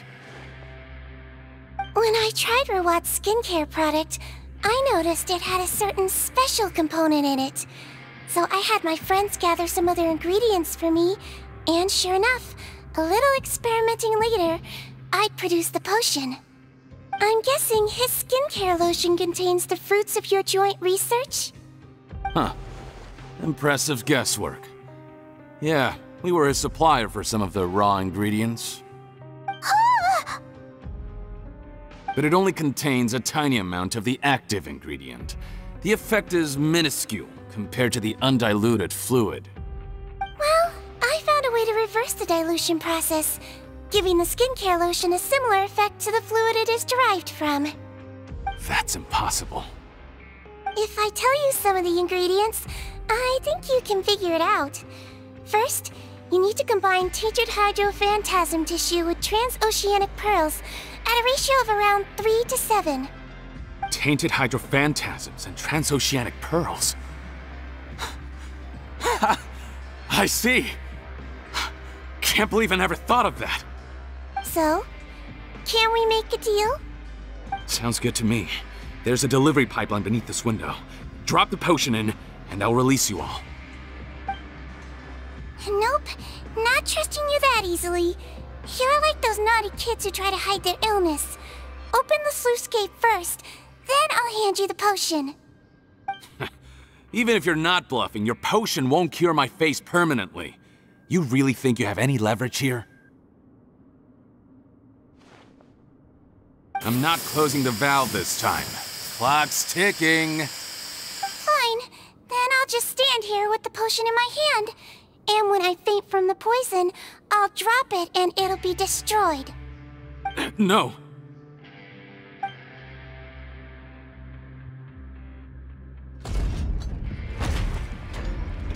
It's open! Disable that sluice gate! Jam it! Don't let it close again! That's more like it. In that case, a promise is a promise. Head nurse, there's too much poison gas in here. We have to leave, now!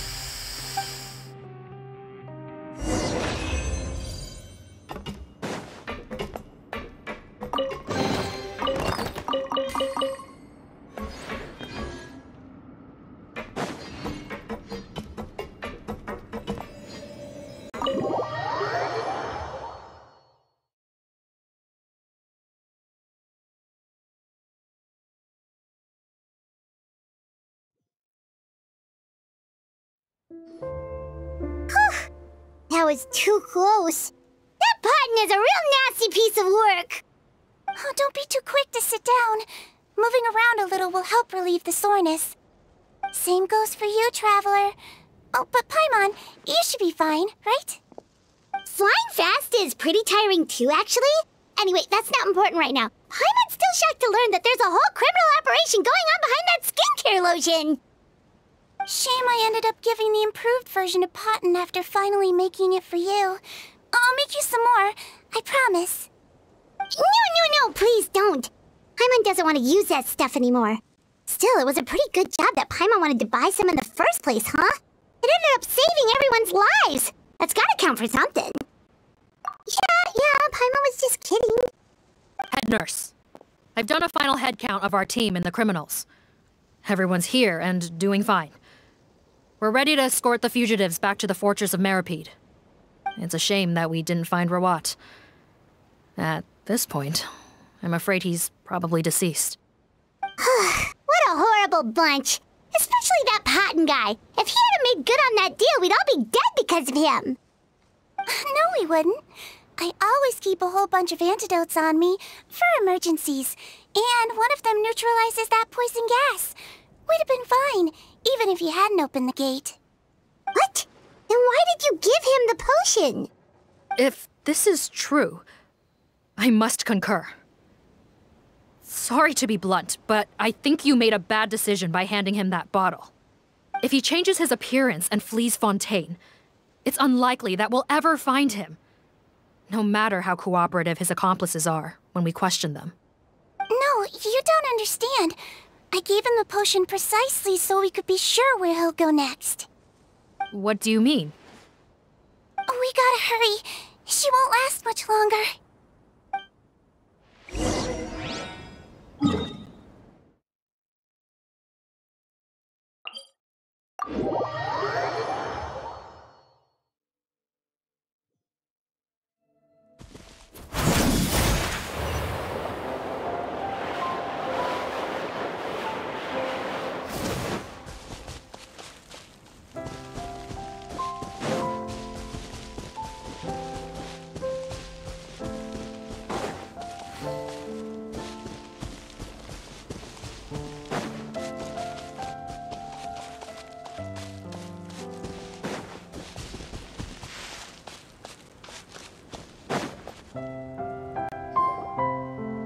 move a muscle.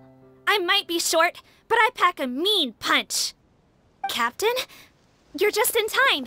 While I was lying in wait, I spotted this crook snooping around, trying to find a way in. So I detained him. Oh, his face. Are you... Potton? So this is where you were heading, huh? What? This is how Potton looked before his face was marred. His current appearance matches the mugshot on his arrest warrant. I see. Wait, so what's going on? Wasn't the whole point of the potion to disguise himself and escape Fontaine? Why would he change back to his original face and run right into our trap? Enough of this nonsense. Let me in! You better pipe down. There's an old lady in there who's very sick. No way are we letting a crook like you inside. To heck with it. Listen to me. I'm Rawat. That's my mother in there. He's gotta be lying, right? Rawat was a victim in all this. He was forced into it against his will. How can he and this monster be the same person? Forced against his will? That's the funniest thing I've heard all day. Heck, when I was being coerced, everyone thought I was colluding of my own free will.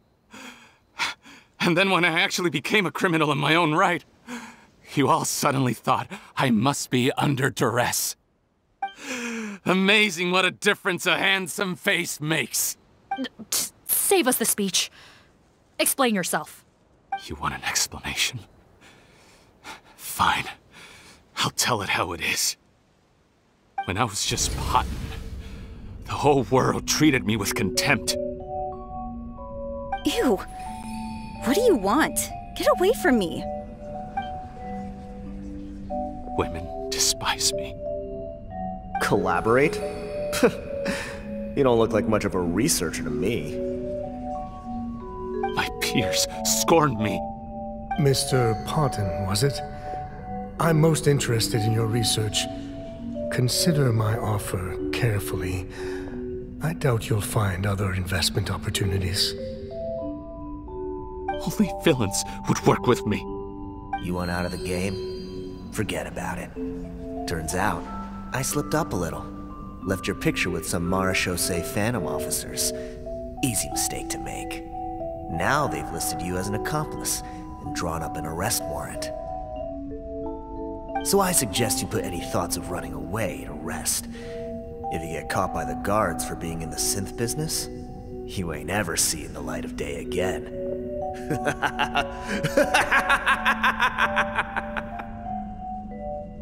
There was no way out for me. Until I could stop being Potton. Mr. Rawat, I have something I'd like to tell you. I became popular with women. This new potion you developed is fascinating. Genius, in fact. Would you consider working with me? I'd be happy to sign a licensing agreement. My peers looked up to me. Okay, I'm very interested in your research, sir. You must no doubt have offers from countless investors. So far be it from me to ask for a full collaboration, per se. I merely wanted to express my interest. No pressure at all, naturally. And the villains even began to fear me. Becoming Rawat showed me what a superficial world we live in. But I did not hold a grudge. After all, this superficiality could be made to work in my favor. Or so I thought. But alas, the world seemed bent on finding a reason to make me despise it. Mother, I'm back. How are you doing? Who are you? I bought the best medicine Mora could buy, but nothing would cure her illness. In the end, I hoped she'd at least be able to see her son one last time before she passed, but when everyone else rejected me, the only person who cared about me was my mother. Then, when I became a rising star in the Fontaine Research Institute, I was unrecognizable to her. I have to let her see me again. Even if it means donning my own wretched, ugly face. Well, is that enough explaining for you? Now do you understand? Let me inside already! Have you ever considered if you'll even be able to look your mother in the eyes after what you've done? You found a way to completely change your identity. You could easily have escaped from them. But no, you chose to keep working with them. Why would I want to give up on such a lucrative business? The profits were dozens of times that of the synth business, and it was all above board. So you kept being a villain just for the money? Villain? By what standard? Is doing evil deeds really what makes someone a villain in your eyes? Or does it all come down to the way they look? None of you saw a villain when I was wearing my other face, did you? You have no right to judge me! You're all just fake people living in a hypocritical world! I regret nothing! My mother would understand! You're a villain to the core! But especially that tongue! Honestly, I don't see a villain when I look at your current face either. Don't humor me. You don't seem surprised by my confession in the least. How long have you known the truth? I didn't know anything for sure until you chose to take that potion bottle and spare our lives. But if you're asking when I started suspecting you, it was the first time you came to see me at the infirmary. I had to confirm my suspicions. That's why I chose to join this investigation. Are you kidding me? A young, promising researcher and a wretched criminal? What on earth gave you the idea that they could be one and the same person? Well, there were no visual clues. This potion's face-changing effects are very powerful. Even as a Melazine, I couldn't see through the disguise. But I believe I understand humanity a little better than most of my kind. Humans have certain fundamental qualities that do not change with their appearance. Fundamental qualities, huh? So you think you're the one who's seen through me, do you? Most people probably don't know this, but I think I can guess what your deal is. Melazine constitutions are very close to that of water, so it stands to reason that the potion should work on them too. You used it yourself, didn't you? That's why you have a human appearance. Sigewinne? Yes, you're right. I'll bet it was back in the days when Melazines were discriminated against because of their appearance. It was either carry on living in the gutters as part of an alien race cast out by humanity, or become the head nurse of the fortress of Meripede, revered by all. Not a hard choice to make. It's a no-brainer.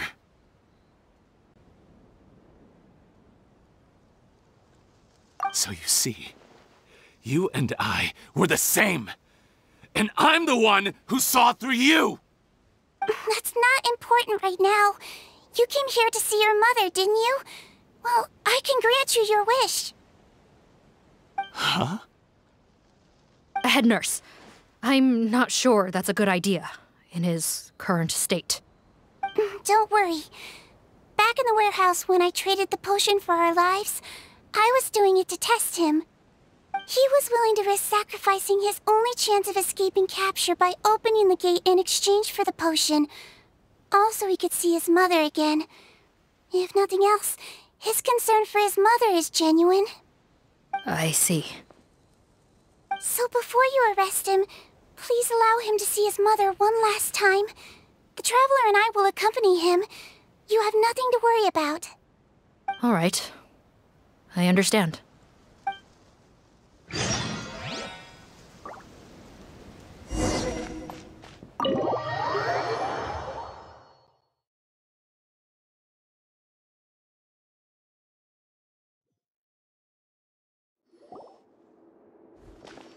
Mom? It's me, Potton, your son. You recognize me now, don't you?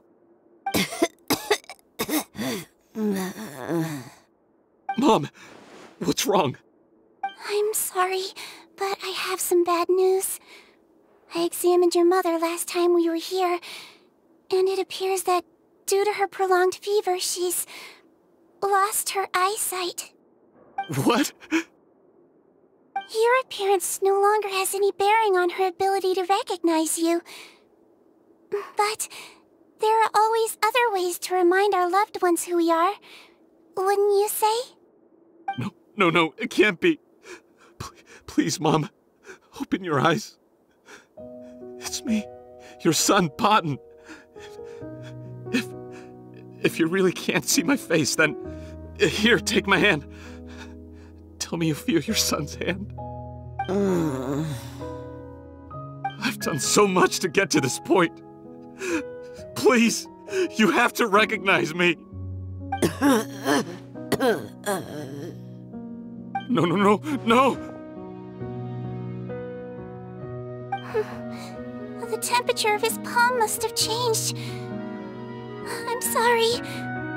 It seems I couldn't bring him back to you after all.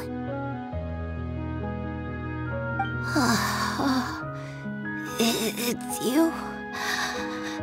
Thank you.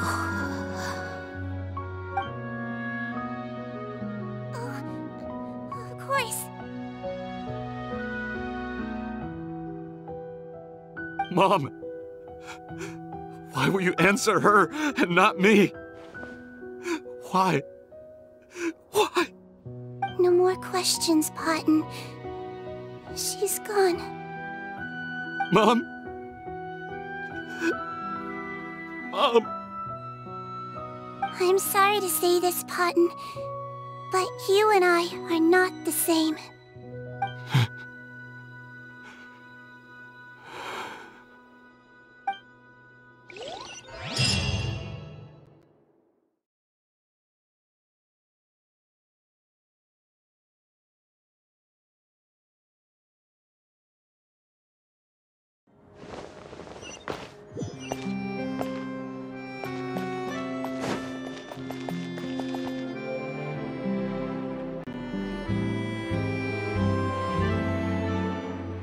The wait is over, everyone! The sale of our new skincare product, Romaritime Essence, will now begin. Another skincare promotion! And it's selling as fast as last time. Wonder what people would think if they knew what was in the last batch. Oh, Sigewinne's here too! Hey, Sigewinne! Oh, Traveler Paimon, hello! Oh, I hope you two got a good rest yesterday after all your hard work. Of course! Nurse's orders, right? Anyway, are you here to take notes for your next article? Actually, I'm mostly here to help Officer Morgan wrap up yesterday's case. Ah, that reminds Paimon. That stuff sold like crazy, didn't it? Is it gonna cause huge problems? Nope, there's nothing to worry about. Unless modified, Butterfly Dew is an excellent skincare product that's completely safe to use. Besides, officers have already retrieved all Butterfly Dew purchased on the market. Now it's just a matter of disposal. After consulting Monsieur Nerulette, I came up with a way to neutralize any harmful effects, so it'll evaporate naturally without polluting water or soil. Wow, it's Sigewinne to the rescue again! Thank you for serving as our consultant, head nurse. All the butterfly dew we recovered has been disposed of, according to your instructions. Great! Good job, everyone! Also, you mentioned you wanted a copy of Rawat's interrogation records. Well, technically, Potton's records. Anyway, I have them with me. Here. After he saw his mother for the last time, it was like all his mental defenses came crashing down. He put up no resistance during the interrogation, and answered all our questions. He learned a lot. Apparently, the formula was something he discovered by chance, while helping the criminal gang produce synth. Later, he came up with the idea to dilute it, and use the resulting substance as a skincare product. Their supplier was Vache, but you could also argue that they were the ones doing him a favor. His operation helped Vache's gang dispose of an enormous amount of evidence. It made for a seamless collaboration. One man's trash was another man's treasure, and there were no loose ends. It's no wonder we never noticed what Potton's gang was up to. Vache again, huh? Is there still no end to the harm he caused? Make no mistake, the crimes of Vache and his accomplices will come to an end. It's only a matter of time. Since the flood cut off their supply of primordial seawater, they've been forced to resort to riskier methods, like using their private reserve to attack people on the street. Naturally, those attempts all ended in failure. After receiving numerous reports, we were able to zero in on the gang and eventually round them up. That sounds more like it. Based on what he told us in his confession, we pretty much had him backed into a corner, even though he made a point of distancing himself from the gang while disguised as Rawat. He tried to throw us off his tail by reporting his accomplices, giving him enough time to transform back into Potton and see his mother one last time. But there was one thing he hadn't anticipated. Even though Potton had been missing for a long time, we were very much still on the lookout for him. So the moment he appeared in public after changing back to his original appearance, we caught him. So he tried this once before, huh? Guess he really did want his mother to see him again. But in the end... Looking at the interrogation records, it seems like he spent the first sum of money he earned as reward on his mother's treatment. Yes, which is why I suspect that his initial motive for using the potion was not personal greed, but a desire to become somebody who had the power to save her. Even so, he went too far. In the end, he got what he deserved. I understand. Thank you for bringing me these records. Why did you want them anyway? Potton was one of my patients, so I need to put together a medical file for him. My teacher always stressed that a person's life experiences are just as important to their file as their medical history. Why are you still treating him like your patient? Isn't he kind of beyond redemption now? Well, that may be true, but a patient is a patient, regardless of the choices that bring them to my care. One last thing, head nurse. Please keep everything you know about this potion a secret. It would be for the best if most of Fontaine knows nothing of its existence. I know my fellow officers and I will be able to sleep easier if that's the case. Of course! Not to worry. Thank you for understanding. I'll take my leave then. So, Sigewinne, did you really use that potion yourself? Why do you sound so surprised, Paimon? I told you all about it. It was quite a while ago now. You mean that story about the witch and the potion? So it was really, actually, genuinely a true story? Yes, it really, actually, genuinely was. But...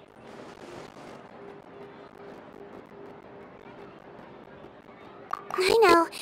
There are some secrets I can't tell anyone about. But considering everything we've been through together, I know I can trust you with them. Before I tell you, though, could you follow me somewhere? I want to pay my respects to an old friend. Of course!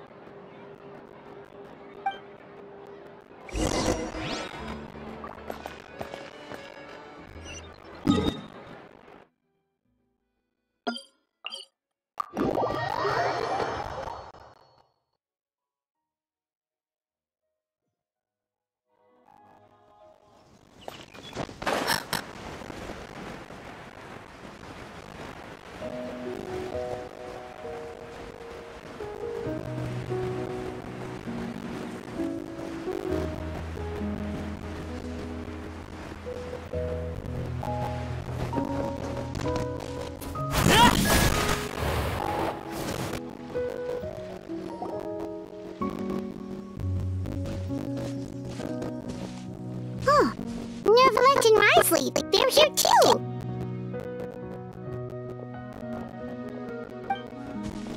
Good to see you, traveler.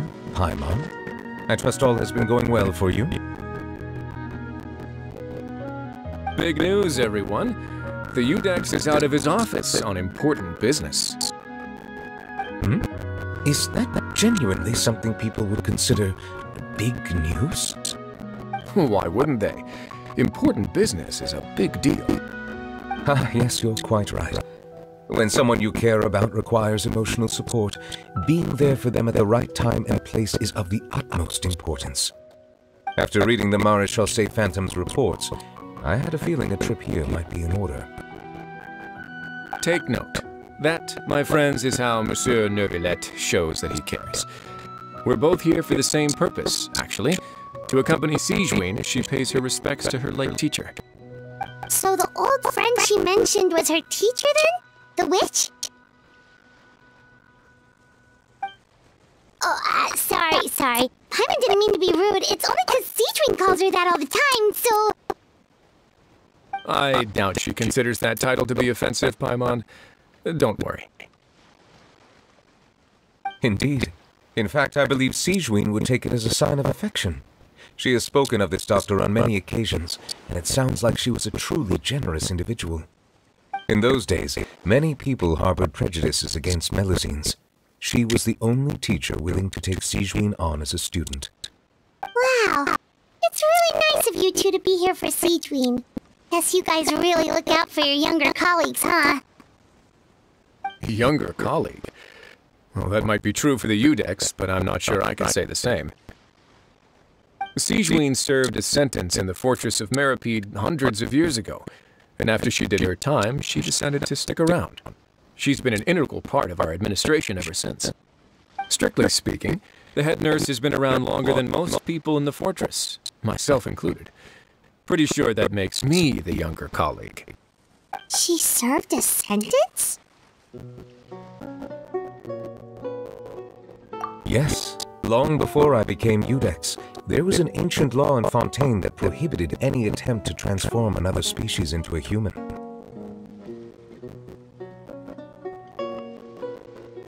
Initially, I and most researchers believed this law to have been imposed due to ethical concerns.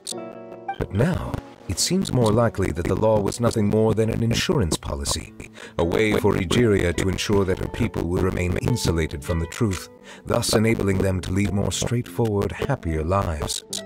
Ignorance is bliss, as they say. Sigewinne had her reasons for choosing to obtain a human form, but the act was nonetheless in clear violation of the law. Could you tell us a little bit more about what happened back then?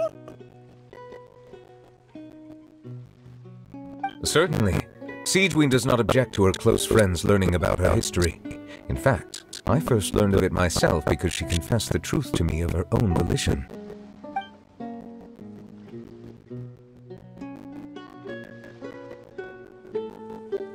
Even with their daughter so ill, they kicked you out? Stubborn as always. And prejudice isn't a disease I can cure either.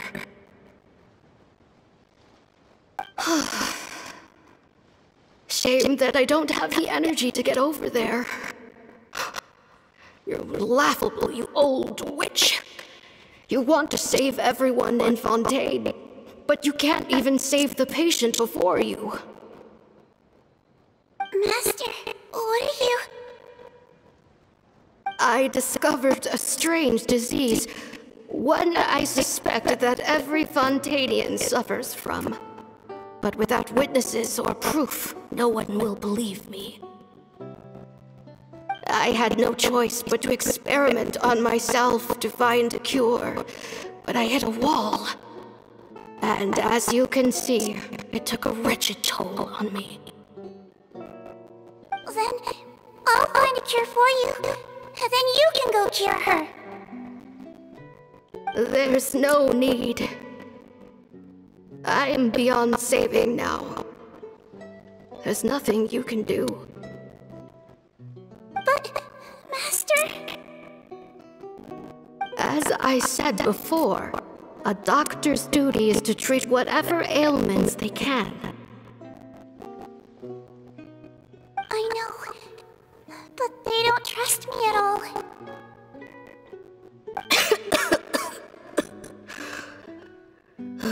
That girl. She's your first ever patient, isn't she? Tell me, what cost are you willing to bear to see her cured? I'll do whatever it takes. Even if it means breaking the law and being punished for it. As long as I don't hurt anyone. Yes.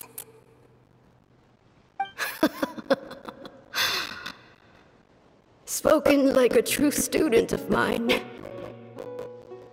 Then I shall make one more final gamble. And see my experiment through to its end. Leave me for now, and come back in 2 hours. If I am able to work this miracle, then I will have found a way to save all Fontanians, and I shall be able to help you treat that girl. If not, then it means there is one more disease in this world that I cannot treat. In that case, do not come looking for me. I will leave you a parting gift. An accidental discovery happened upon through my study of this strange disease. It has little use, but it will at least help you cure this one patient you can reach.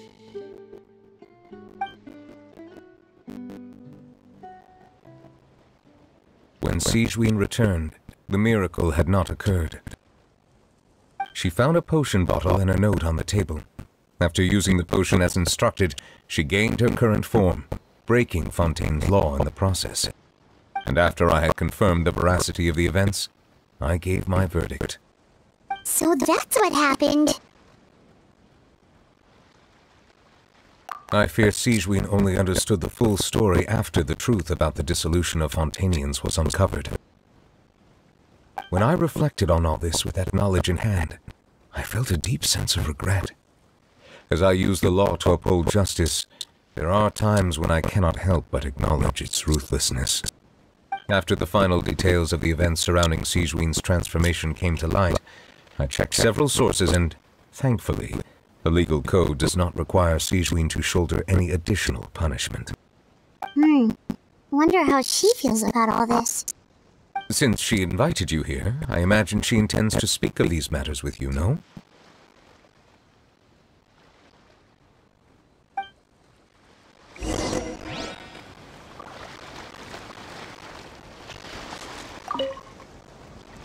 On behalf of the Maréchaussée Phantom, I would like to once again thank the Fortress of Meripede for your assistance in the response to yesterday's prison break.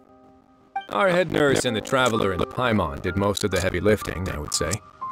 Sigewinne seems to be in good spirits. I trust work hasn't been too hard on her lately? Well, she might be the only permanent medical staff in the fortress, but there's plenty of people with medical knowledge willing to help her out. I am most relieved to hear it.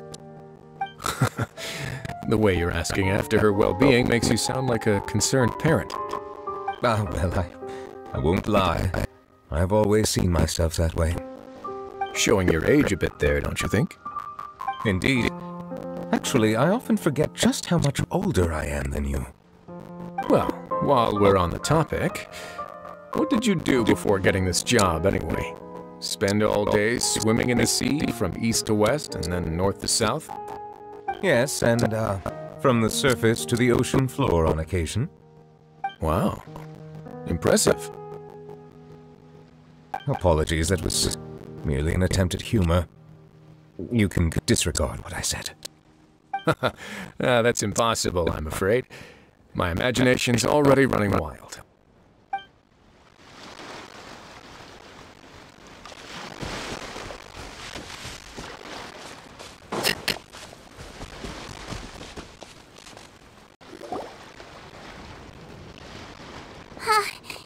You're here.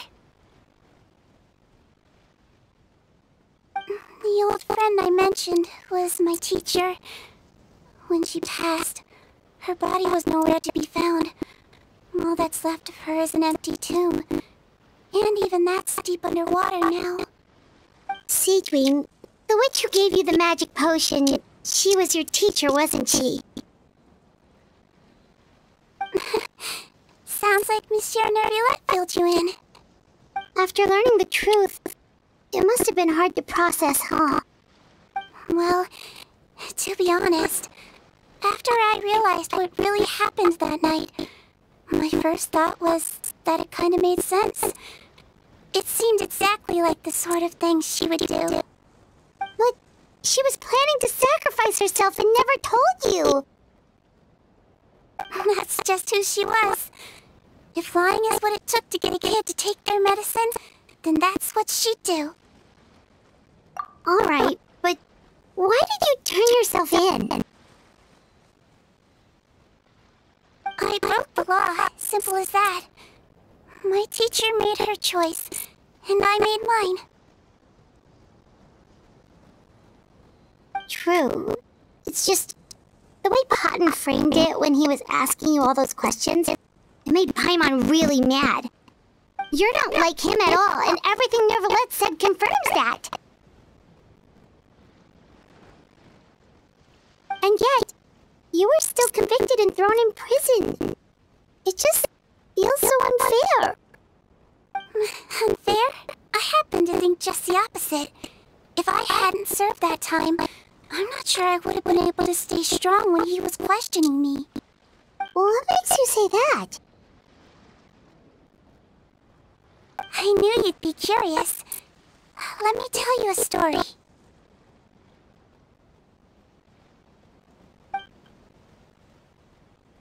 The verdict came down. This Melusine is guilty. Deudex defended the authority of Fontaine law, but he did not confiscate the Melusine's medical kit. And so, the Fortress of Meripede gained a new little doctor.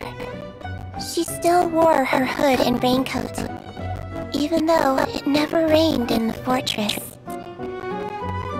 Perhaps thanks to her human appearance, no one refused her treatment. She treated more and more patients, and her sentence grew ever shorter. Finally, the people of the fortress could not live without her, and though her sentence ended, she did not leave them either. Then one day, she received an invitation from the outside world. The location seemed familiar, and when she arrived, an old lady was waiting for her. She saw right through the Melusine's disguise, but didn't reveal it. Instead, she asked a question. Tell me, why do you think you gained the respect of so many people, despite being a Melusine? Because I look like a human? It's been 50 years, Sigewinne, and you haven't aged a day. I think everyone knows you are not human. I finally found you, after all these years. I still remember, you know. It was you who saved me that night. But how? I was no longer a Melusine by then. Does it really matter if you're human or Melusine? I remember the warmth of your palm. It's quite unmistakable. And you know what? It hasn't changed one bit. You don't have to hide anymore, Sigewinne. These days, everyone wants to make friends with Melusines. And I think that it's all because of you. I'm sorry I couldn't say this until now, but thank you, Dr. Melusine. Now that's an ending Paimon can get behind. After hearing everything Patton said, I wanted to tell him that it didn't matter who he looked like on the outside. But it was too late. The warmth in his palm had already disappeared. I tried to treat him, but the roots of his problem had nothing to do with his face. I understand. Thanks, you two. I appreciate you being here for me while I talk this through. Oh, it's nothing. Our pleasure. Oh, there's one more reason I invited you here. It's about time I finally give you what I promised. In order to restore the appearances of the face-swapping victims, the Marashose Phantom gave me special permission to make a few bottles of that potion. And I made one extra just for you two. We don't need it though. Shouldn't we destroy it? Well, even if you chose to destroy it, I still thought I should give it to you first. You two did so much for me. How could I break my promise? Well, fair enough, but anyway, Paimon's definitely not interested in this stuff anymore. Still, if this is the very last bottle in all of Teyvat, getting rid of it would feel like kind of a waste. Maybe we can give it a special meaning somehow. Oh! Paimon's got it! Melusine physiology wasn't affected by the Great Flood, right? So that means the potion should have a permanent effect on you. In that case, what do you say, Sigewinne? Ever thought about transforming back to the way you used to look? After all, from a Melusine point of view, Paimon bets Melusines look the cutest of all! Paimon, after everything, do you really think it matters whether I'm Melusine or a human? Well... What was Paimon thinking? You made up your mind a long time ago! Yeah, let's just destroy this thing! Leave it to me.